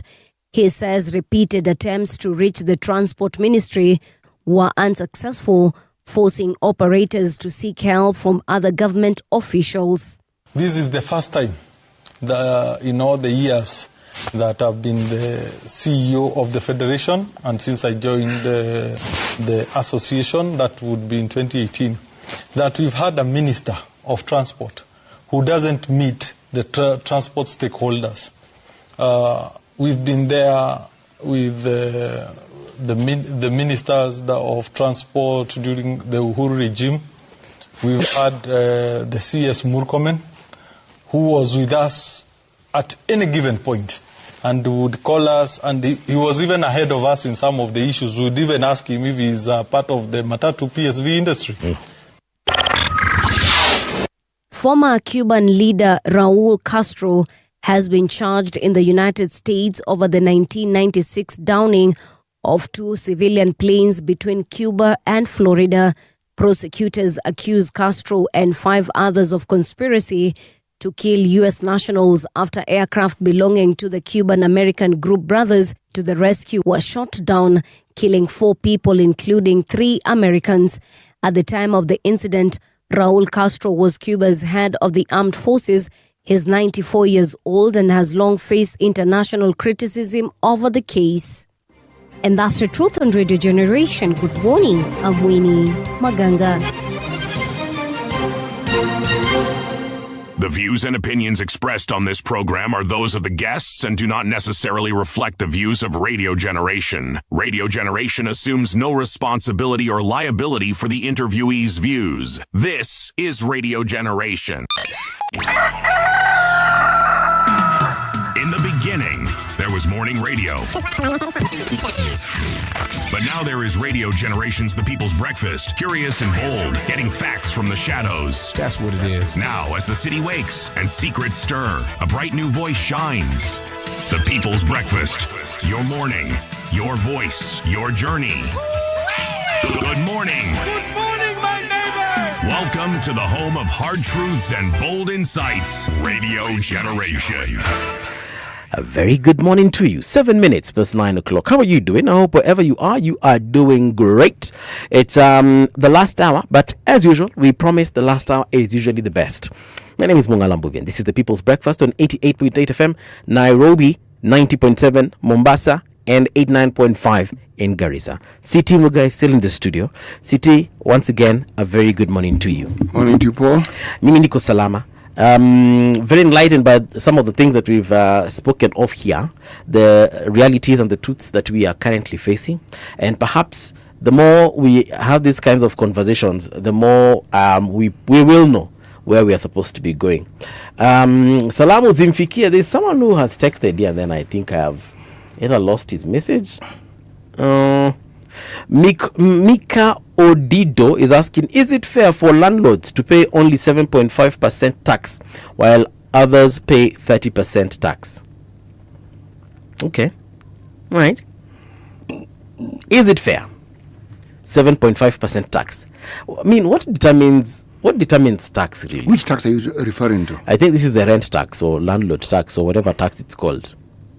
You know, when you put up a building or you own a building, the process of whether it's building or owning it involves you paying taxes. If you buy the building materials, there are levies on those building materials, so you are paying some taxes. By the time you start earning an income from it, you will pay some taxes from it. So it is not as though somebody who owns a building has not been paying. You will pay, whether it's direct or indirect. So now, the debate as to the degree to which you should pay, let me ask a question in response to that. Yes.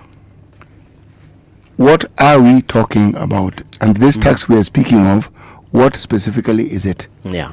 For example, sometimes why are, like withholding tax, there are some who will pay 5%, there are some who will pay 10%, there are some who will pay 20%, depending on the industry. Me, I have no idea about those. Me, I know the 5%. Yes. So, somebody who understands taxes needs to explain to us. This is one of those ones I'm not going to even try to explain. Right. We will look for somebody from KRA to come and tell us, why is withholding for creatives, for example, 5%, and why is it for others it's at 15 or 20 or whatever percentages they put it? Why is betting tax withholding at X amount, and why was it proposed to be at this amount? Because we need to understand, is it because perhaps betting sites make a lot of money, so the government needs as much as it can get from them? Is it because creatives make small amounts of money, so if you tax them beyond 5%, you're basically stealing from them? So perhaps when the time is right, we shall have that conversation. Right now, though, we want to go all the way to South Africa. I don't know if our guest has arrived, because we are connecting with him online, but producer ataniambia tu sasa hivi. Yeah, we want to have a conversation around some of the issues that are in there but affecting us in one or another. We discuss democracy and the fight for freedom in Africa. Yeah, and EFF, that is Economic Freedom Fighters, wamekuanga kipaumbele in that particular country, making headlines, of course, on such issues and many others as well. So as we wait for our guest to join in, perhaps I'll just start by asking, there's something that you've been saying. Actually, let me just start with a statement. There's something you've been saying about South Africa and when they gained independence, and some of the things that happened in that particular country, courtesy of the entire continent of Africa, yes. the experts that went there to help build that particular country, and then where they are right now. You want to tell me the way we understand it, they do not understand it in the same way, or is their politics blinding them from seeing it? Well, what we discuss here as theory is their lived experience. So there are things they will say that we actually have no knowledge of, because it's not their lived experience. Yeah. We don't even need to go to another country. We just need to look at us here in Kenya. If you're born into a middle class family, there are certain shocks that you may have been shielded from. Okay? And there are certain things you can even take for granted. Now, middle class in Kenya means your parents were civil servants. Okay? They had a permanent and pensionable workplace, job. They worked over the years, they got promoted. You were guaranteed certain things. Yeah. If you worked in the sector which was then formal in terms of employment, but was low paying, you had the benefit of housing, low-rent houses that were provided for in those days. Yes. In certain estates where you could afford rent. They were controlled rental prices. Now, what these parents did was they gave everything they had to ensure they educated their children. We're talking about parents who were the first to be in the workplace in a free African country.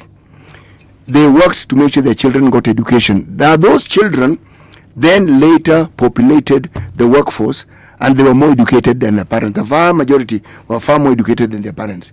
But parents understood that if you gave your child an education, you had an opportunity to change the status, your economic status. Yeah. And many people had the economic status changed. And then that cycle was now repeated. But we kept growing as a population. Yeah. And somewhere along the line, just with the way the governments of this particular country were handled and the things that happened, one of the problems that then arose and became obvious was that the economy wasn't being managed as well as it could to be all-inclusive. That's now politics. And that is the aspect of our politics that we refer to as toxic. Okay? Yes. So now, when you talk about politics of another country that got independence long after us, and this is a country that had a segregated economy, and the segregation was in education, in every sphere of life. Yeah, economics. And the Africans, who are 90% of the population, got the short end of that stick. Okay? So now they start off by trying to bring a certain element of equalization. They have provinces, like we do. Okay? And they're premiers in their provinces. They're called premiers. So, my friend, it became tricky. there was a body of Africans who had some education that was similar to that of the people who were in the apartheid government. Yes. But the vast majority didn't. They hadn't had the experience of running governments, running councils, running these things. And you have independence, and it is given to you as, let me put Kenyan phrase, pap, umepewa. Okay? What we've seen is the adjustment of knowing and learning how to handle these matters for the benefit of the citizenry. Because the easy pull is for you to try and be wealthy. Yeah. If I may to put it simply. To emulate those who you took it from and how they were wealthy.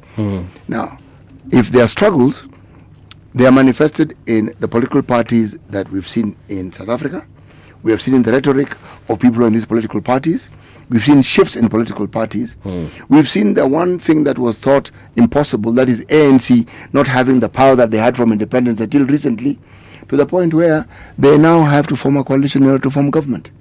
It tells you that they have had challenges, and because they've had challenges, those who are of a different idea than them in the way the government should be run have also grown in traction, and more people are voting for them. That's why they find themselves in that position where they have to have a coalition of sorts. Yeah. Yes. And it's interesting when we look at the anatomy of what we've just discussed. I feel like theirs is more political than it is even social. Why do you say that?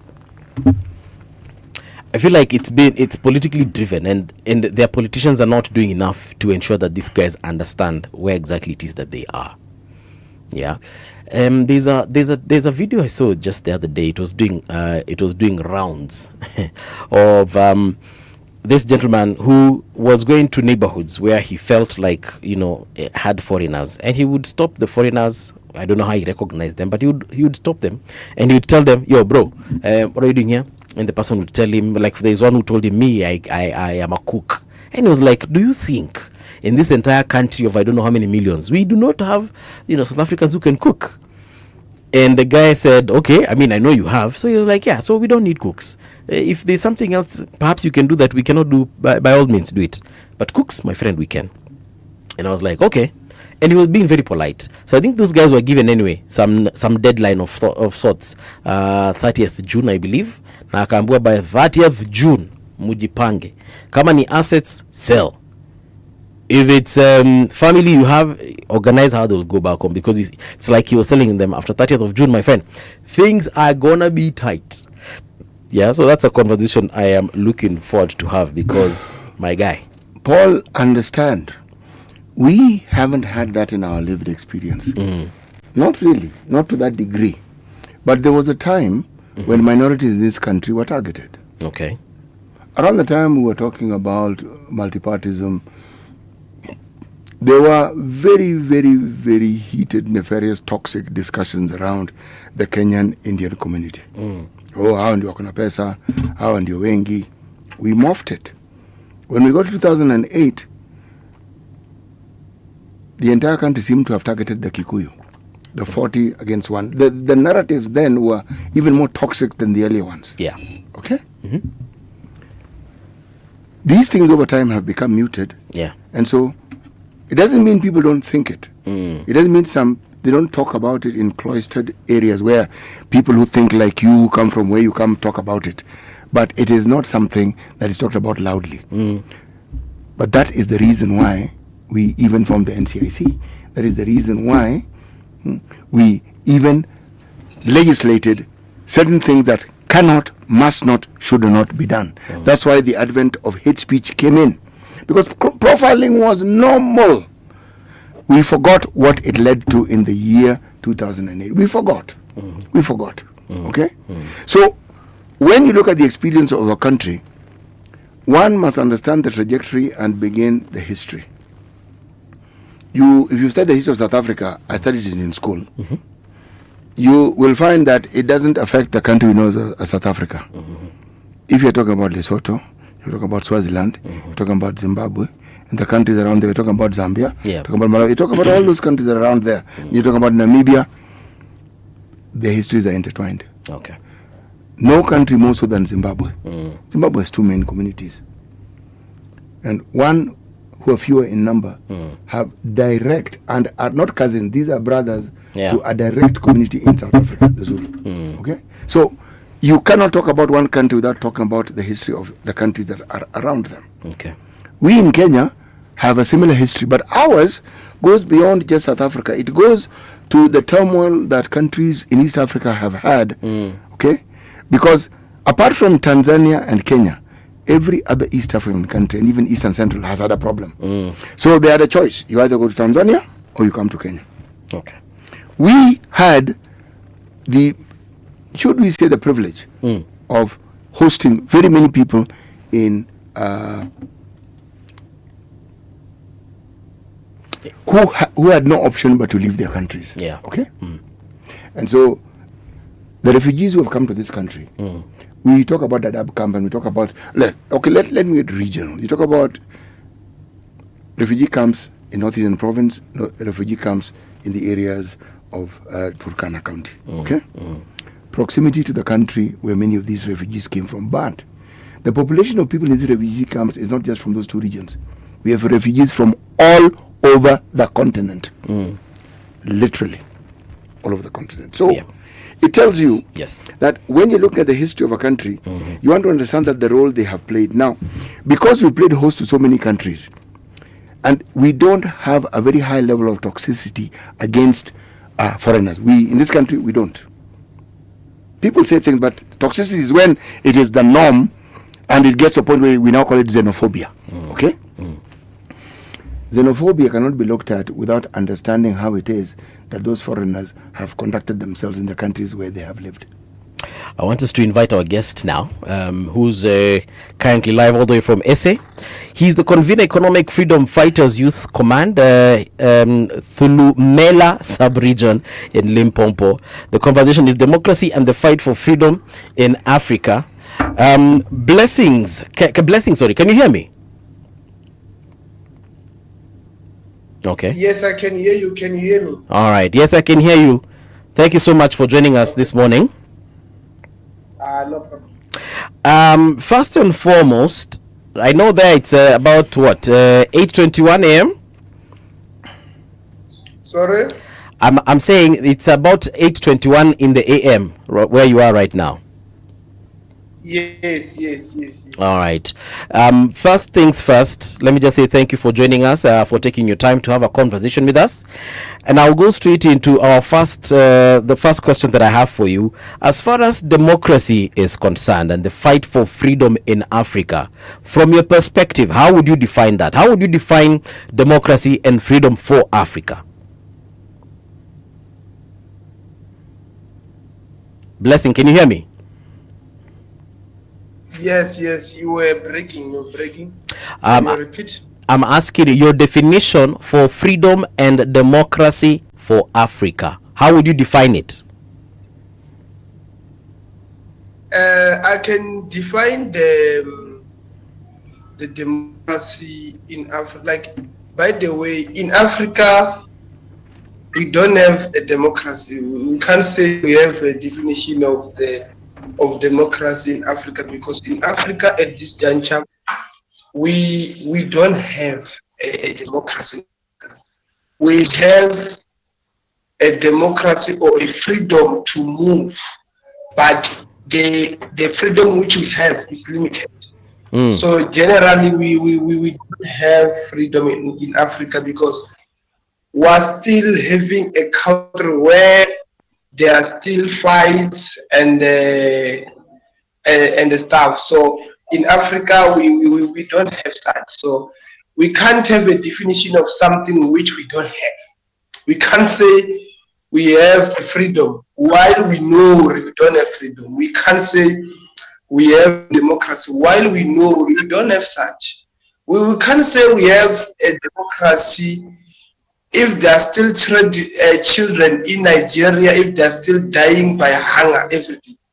We can't say there's a democracy if in Zimbabwe they are still saying no, the currency, it have got expiring date. If you have got the money of Zimbabwe, there's an expiring date there. So we can't say it's a democracy. In Africa, we don't have democracy. We can't have a definition of something which we don't have. All right, so that means we have some kind of democracy then, from what you've said, because at the end of the day, we see countries such as even South Africa going for elections. We see parties doing their elections. We see people having freedom to move. You can come to Kenya. Kenyans can come to South Africa. We can go to Nigeria and so on and so forth. So to some level, there's self-governance. To some level, there's some kind of freedom to commune, to exchange. Yes, the democracy or the freedom which we have is different. That's why I said we don't have a definition of democracy. So the democracy which we have in Africa, out of 53 countries in Africa, you will find or not the democracy is being practiced in few countries, like here in South Africa. Yes, they used to say we are free, there's a democracy, but we can't call this thing a democracy if there are people who are still living without water, if the education system of South Africa is still based on the colonial government. So in Africa, we are still and we are still far to get a democracy. If in your country you have a president, and when the president of your country, when he gets into power, obviously they're going to call him to White House, or he come at the White House so that you can see. So all the African presidents, when they get into power, some of them they get approached by the European country, no, come for a meeting, because they know very well if they put someone like Ibrahim Traore in all 53 countries, they know very well Europe is going to suffer, because the president like Ibrahim, they're defending the minerals of Africa. So the freedom which we have in Africa is different. You can define it in different ways. So in Africa, we are still far to get a democracy. We will say we have a democracy if the minerals in Africa that are benefiting our people. We will say we have a democracy if the education system of Africa is the same. We will say we have a democracy in Africa if we are using a one currency, one military, one parliament. That's our vision. When we arrive to that point, is where we can say we have a definition of democracy, because we have one currency, we are using one telephone code. For you to call me, you must call me via minutes, not via this thing, via phone call, because we'll be using one telephone code. So in Africa, we don't have such a thing called democracy. Yeah, I like how you've defined it. Definitely never thought of it that way. But I want to trickle it down to South Africa in a way, and get granular as far as your country is concerned. What would you say, where you are right now, is the biggest threat to democracy? Yeah, in South Africa, there's something they used to call already. South Africa is a free country, and they used to say, no, everyone has got the rights to do 1, 2, 3, 1, 2, 3. But later on, when you check, we have the rights, but we don't have a proper life. You can't believe, or in South Africa, there's a province where children are dying by hunger. They used to shine the outside of South Africa is a free country. In South Africa, there is a place where it's a deep rural area where you will find there's not even a school, a road, no water. So So that's why I say in South Africa we don't have that freedom. What they are shining about outside, we have a freedom. We don't have a freedom without land. What we are fighting for, we want land first. When we get this, we are out of freedom, or we are on the line of freedom. But without land, we are nothing. Without economic power, we are nothing. It's what is happening in Africa, by the way. Without economic power, we are nothing. But we have a political power where even myself, I can form a political party today because I have a political power. But I don't have economic power. So it's something which is not making sense. So in South Africa, we have a economic power. We don't have the majority of people who are living in South Africa, 4% is white people. The rest is black people. But people who are owning 80% of land is white people. Imagine, white, they are owning close to 80% of land in South Africa. The majority of this country, they are all owing less than 20% of land in South Africa. That's why I say, for us to be free, we must get land and the economic power. Yeah. All right. People all over the world buy land. They get land via inheritance and other means. Why is it that you're saying 20% of black South Africans are the ones who only own land? Is it because the land isn't available for them to buy, or the land isn't there for them to inherit? Perhaps you can educate our audience who might not even know why exactly those statistics are the way they are. Okay. Here in South Africa, there's no need for people to say they want to buy a land. They want to reclaim what belongs to them, which was taken away by the apartheid government.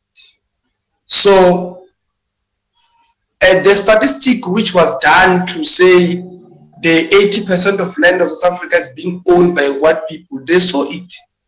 Or no, black people, they don't have land.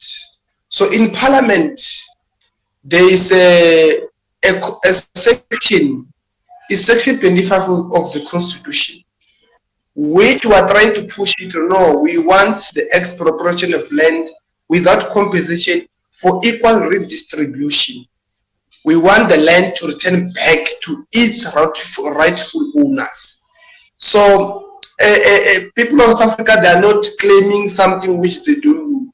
They are claiming their own land, which was taken away by the apartheid government.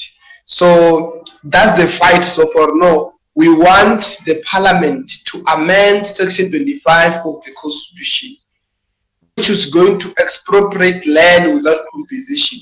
While the government is saying the land must be expropriated with compensation. Why white people, they took the land from our people without anything. They just took land. They didn't give them anything. So now the government, they want us to take back our land. So we must give white people something. So I say we want the expropriation of land without compensation for equal redistribution. Why? Once we get land, we're done. We're moving.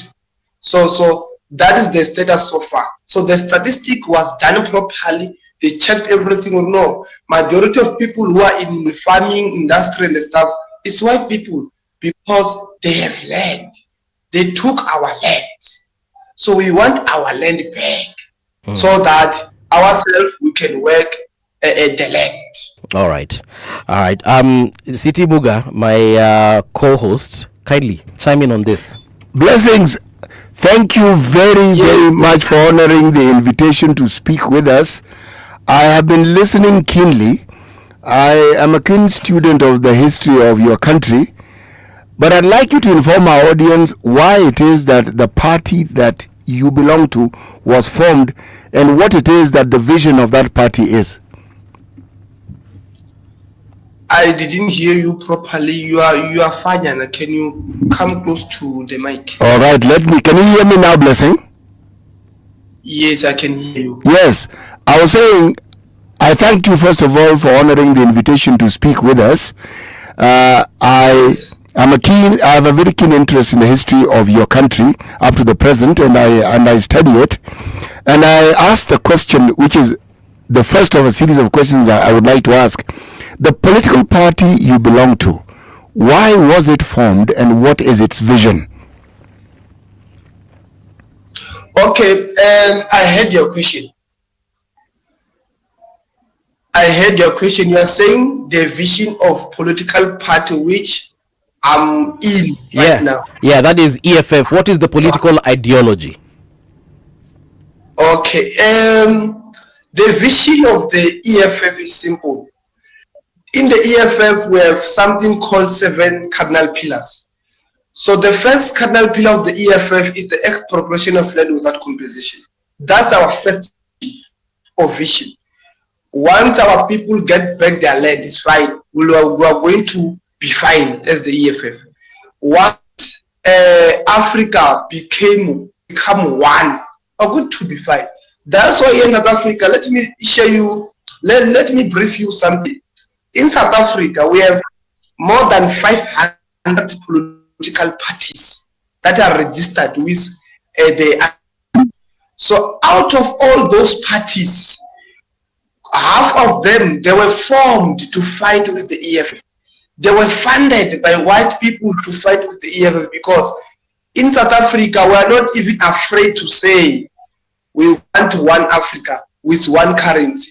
We are even saying now we are on the 4th of November, we're going to elections. We want one Africa. While in South Africa now, they are busy fighting people that are saying, no, Nigerians must go back and the stuff.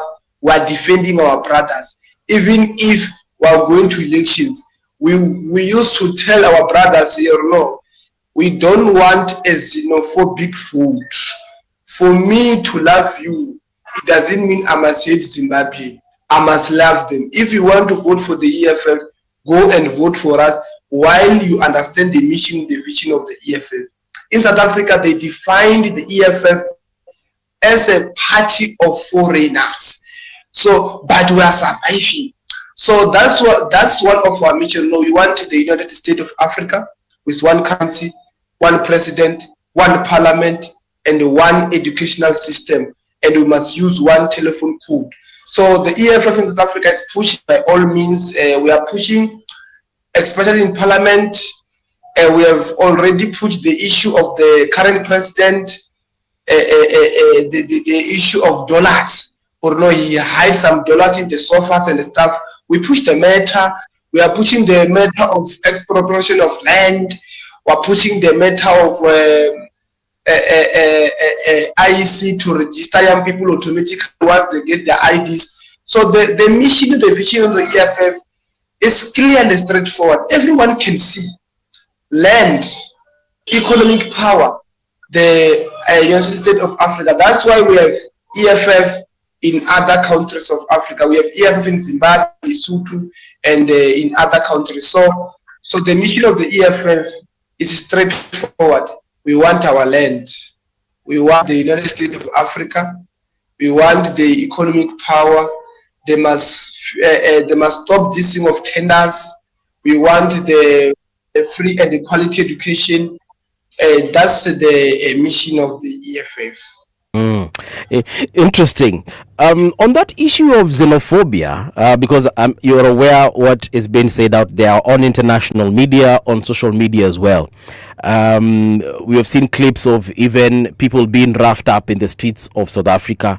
Just the other day, the president of Ghana, His Excellency Mahama, did say that he's willing to even I can't remember the exact words, but if I can just paraphrase, evacuate Ghanaians from South Africa because of the current situation there.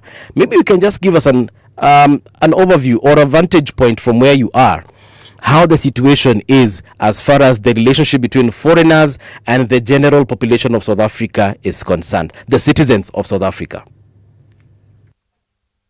Okay, where I am right now, I'm in Limpopo. in a region. My region where I am is very close to Zimbabwe. Here they never done such thing of saying Zimbabweans must go. They never done anything to say no. People from Nigeria must go. No, they think that thing of xenophobic is happening in Gauteng and KZN. We're saying no, foreigners must go. But I have one question to these people who are saying foreigners must go. I used to ask them, Uri, you are really saying no, Nigerians and Zimbabweans must go. Are you of this country now? They have no answer. Are you owning the land of this country now? No answer. They know very well that they are not the owner of this country. The first people who arrived here in South Africa, there are those people called, I forgot their name, but they say first people who arrived in South Africa, Khoisan.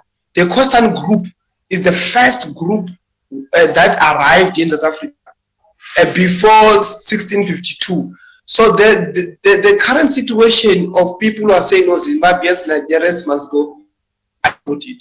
I used to say to them, no, you can hate me because I'm defending one of our brothers and sisters from Zimbabwe and everywhere. But you must know the truth. So no, you are not the owner of this country, because the first one, you don't own the land, you don't own the economy, you don't own anything. Which you own is the ID number which you have, but the rest don't own anything in this country. You are renting, but while you are claiming, no, it's your country.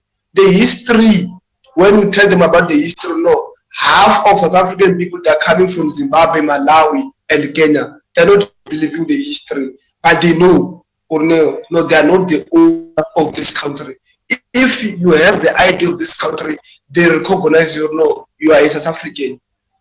But if you don't have the ID, they call you, no, you are a foreigner. How many white people here who don't have ID in South Africa? There are many. Going to search them. We never had, say, no, there's a group of people who are going to a place of white people, searching the document of white people. They never done. They never done such. Everything which is happening here is funded by white people. It's funded or no. There are many. Let's try by all maybe to cause trouble, to cause chaos in the country. Everything which is happening here of xenophobic and stuff is being funded by people. That's why even the government, they are trying to fight this. No, don't do this, because we are all Africans. West Part May is an African month. We are celebrating this month. They're busy fighting Nigerians, Zimbabweans, and stuff. But while they don't own anything in South Africa, even land, they have a small piece of stand. They say no, they're owning land. So the current situation is happening in all provinces. So yeah, but okay, where I am, there's no such. Yeah. All right, thank you. CT, over to you. Blessings. Would I be wrong in saying that you are a Pan-Africanist? Yes, no, you are wrong. I'm a Pan-Africanist. When it comes to that, I don't know. I don't get shaken easily on that. So I'm a Pan-Africanist. You know, in our country, Kenya, we often talk about the first, second, and even third liberation, meaning independence was the first liberation, then we had the second liberation when we brought in multi-party politics, which had been extinguished over time. Would you say that South Africa is going through a period where they're heading towards a second liberation? They've gotten independence from the apartheid government, and now they're seeking liberation for equalization of opportunities and equalization of resources for all South Africans.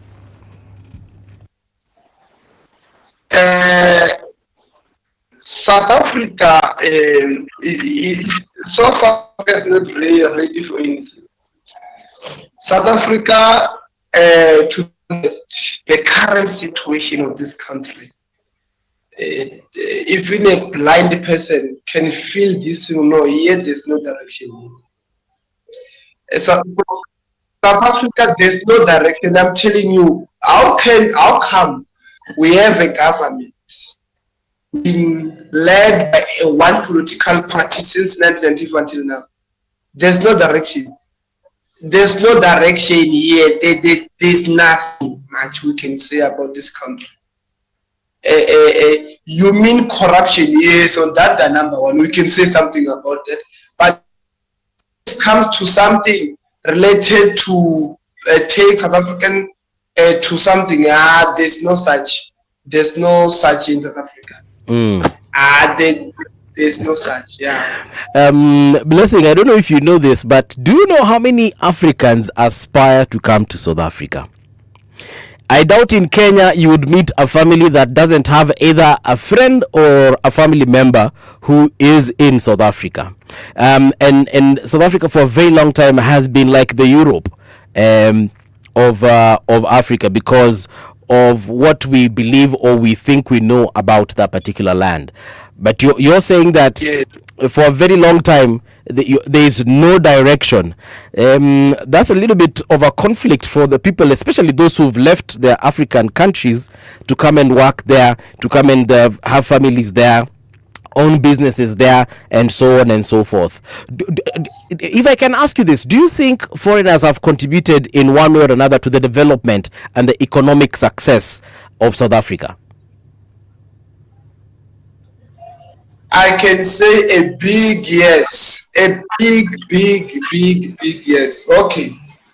90% of spaza shop in South Africa, they're being owned by foreigners. The spaza shop of this country. Many big shops in South Africa are being owned by foreigners. The disadvantage is that some of them, they don't bank their money with the South African bank. They just put them under mattress, but bit by bit, the government is trying to manage that thing. But the 90% of the South African economy is being the many majority of people who are contributing to the economy of South Africa, they are foreigners.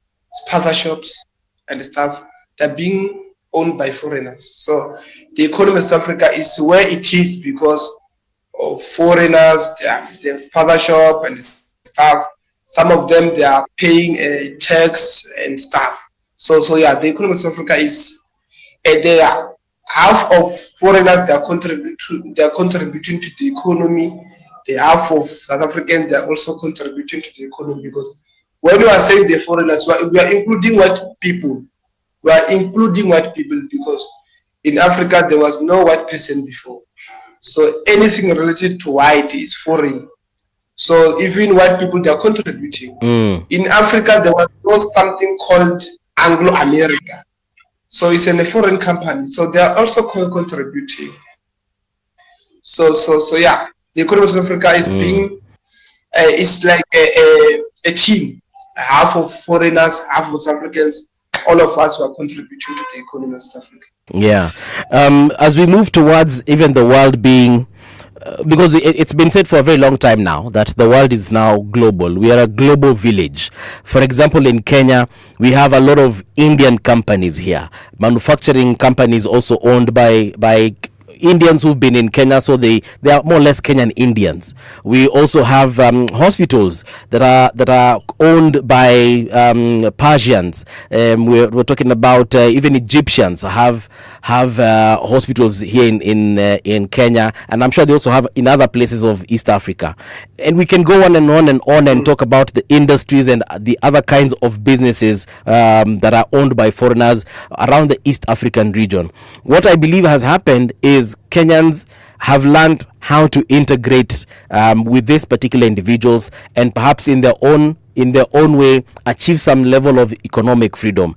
Now, I get what you're saying in terms of even the larger African continent owning their own, whether it's the minerals, whether it's its own democracy, governance, and so on and so forth. I also recognize the interference you're talking about as far as foreign interference is concerned. You've spoken about Ibrahim Traore, the president of Burkina Faso, and what he's achieving as far as the Sahel region is concerned, with his partners, of course, in the Sahel region. But do you think as Africans we can realize what you were talking about earlier on and have some kind of collaboration, that Pan-Africanism? You said one currency and even one telephone code. I never thought of it that way. But do you think that is something foreseeable in our lifetime? Blessing?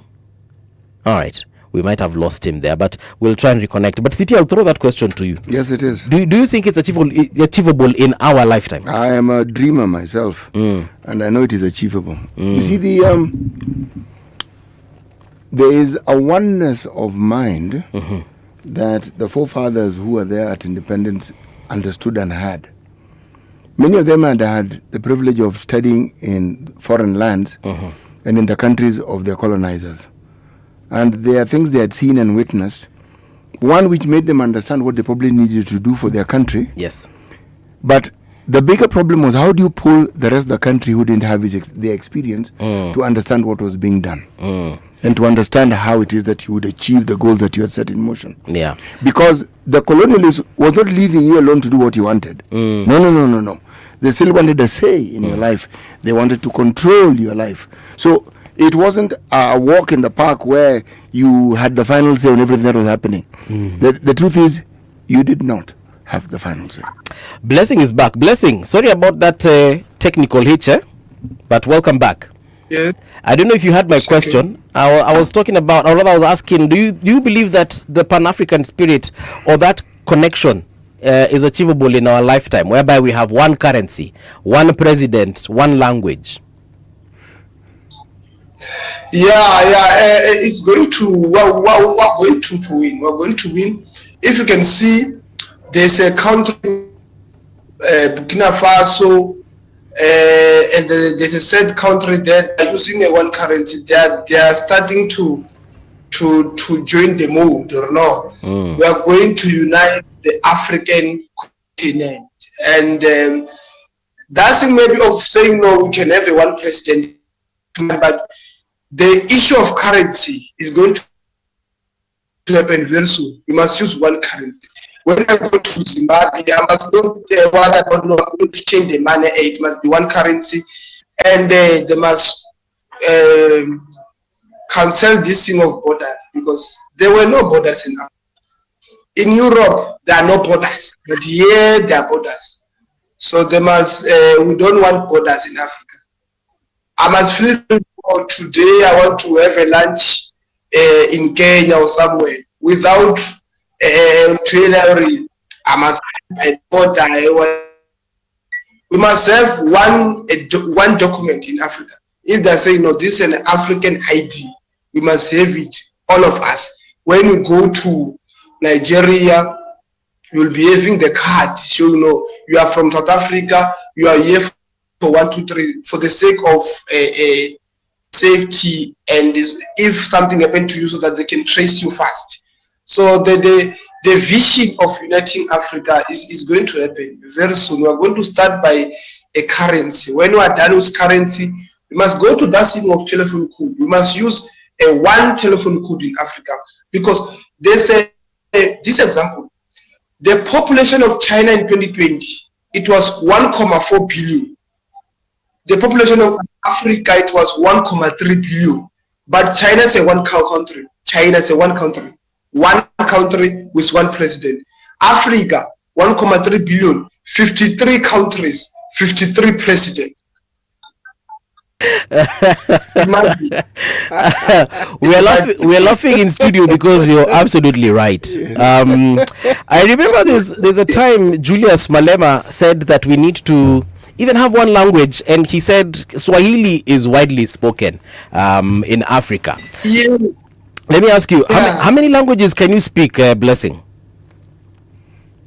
So far, I can able to speak the African language only, but I'm trying to learn some African language bit by bit. I was learning the one of Rwanda. Okay, some words that are very similar to some words we use here in South Africa. So yeah, like if you can check, in Nigeria they're saying they have 26 languages. I was like, how come? 26 languages in one country. In South Africa, we have 11. But we said, no, in Africa, for us to speak one language, sometimes it can take time to learn, because the language which we are going to use, it must be in all high schools, preschools and the staff. They must teach people the way they're teaching us English every day.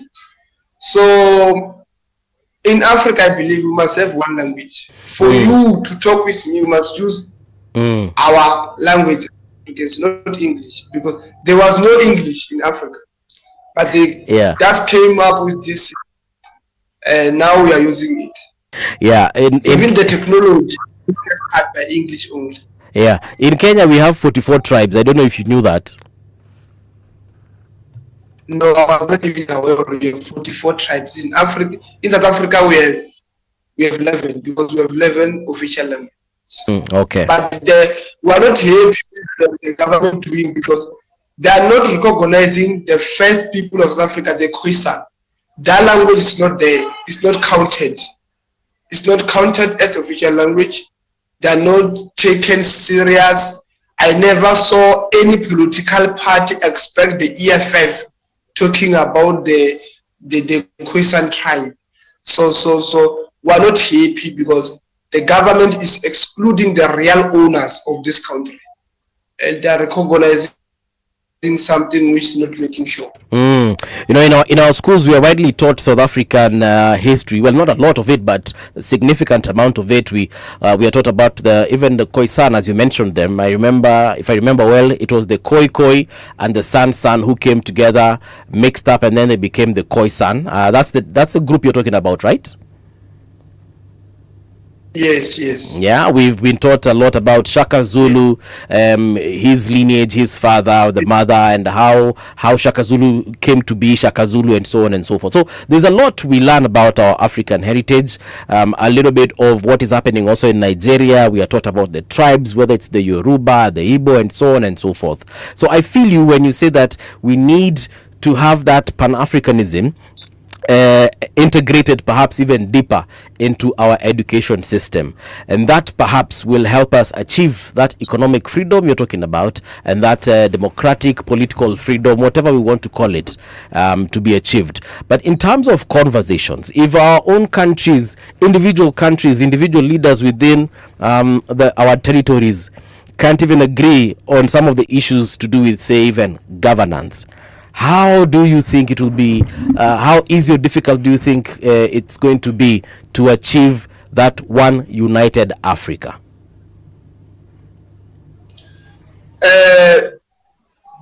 It's going to be easy, because if you check right now what is happening, is that you know there's something called AU. That thing, I don't know what's in there, because that thing called AU, sometimes we can say it's useless, because if there's a fight in Nigeria, I never heard AU saying something. No way. They're just there eating money, and when we check, there are all people only there. Even the president of South Africa was the president of AU. We never seen him anywhere doing something related to AU. So we need to start there, to those organizations that claim that they want to unite Africa, because if they're not doing the purpose of the union, they are betraying the spirit of Muhammad Gaddafi, because he was used to say we need one Africa, but there's something called AU, there's something called Pan-Africanist Parliament. If you go to previous videos, you will see them fighting instead of sitting down saying, no, how to unite Africa. They're busy wasting time by fighting every day. So there's AU. We never heard something from AU say, no, the AU is trying to do 1, 2, 3. They used to come up with some surprise, no, we want to use one currency. It's now taking 10 years since they proposed that thing of currency.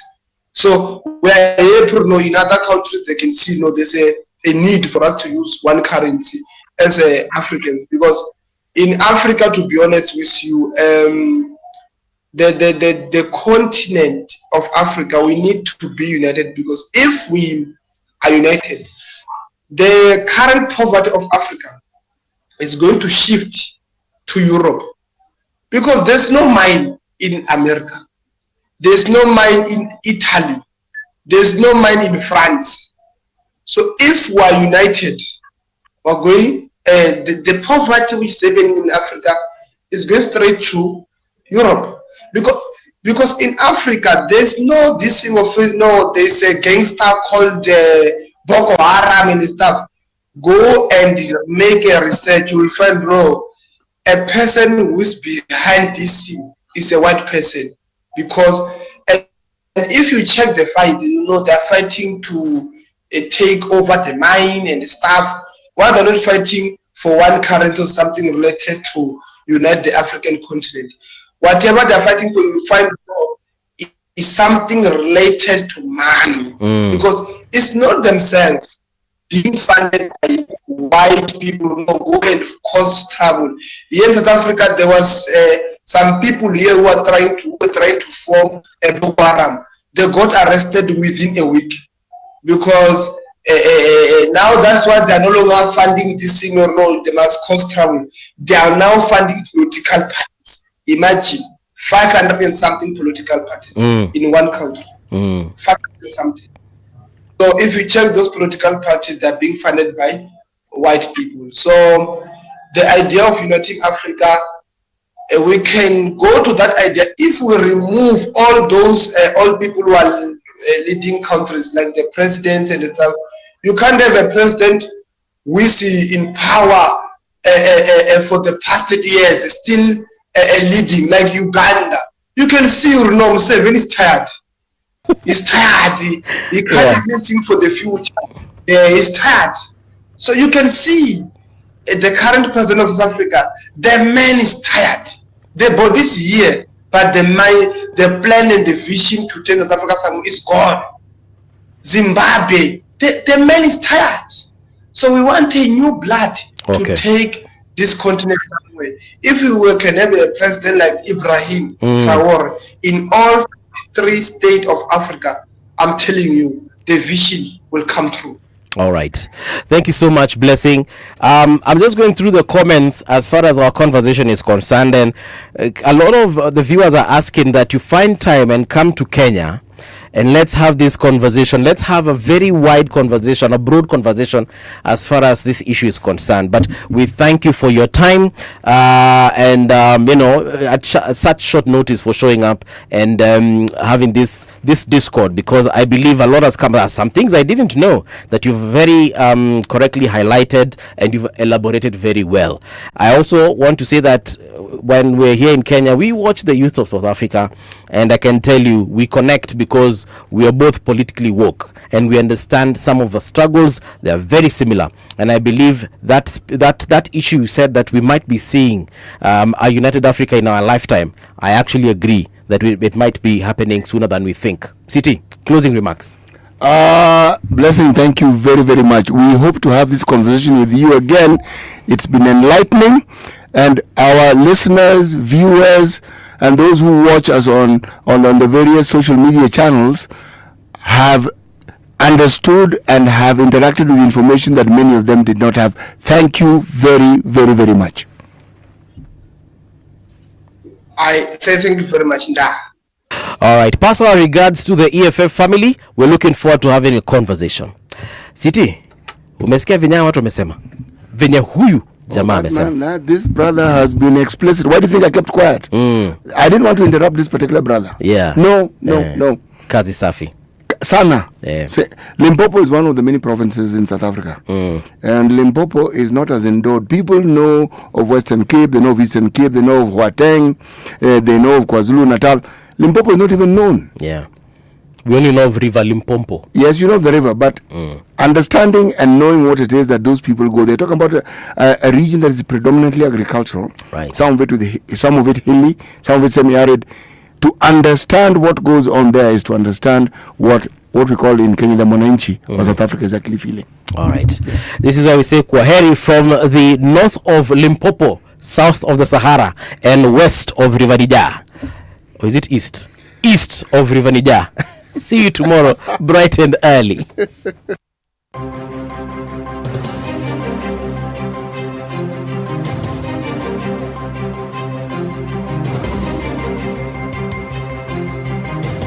This is the Radio Generation News. Good morning, I'm Winnie.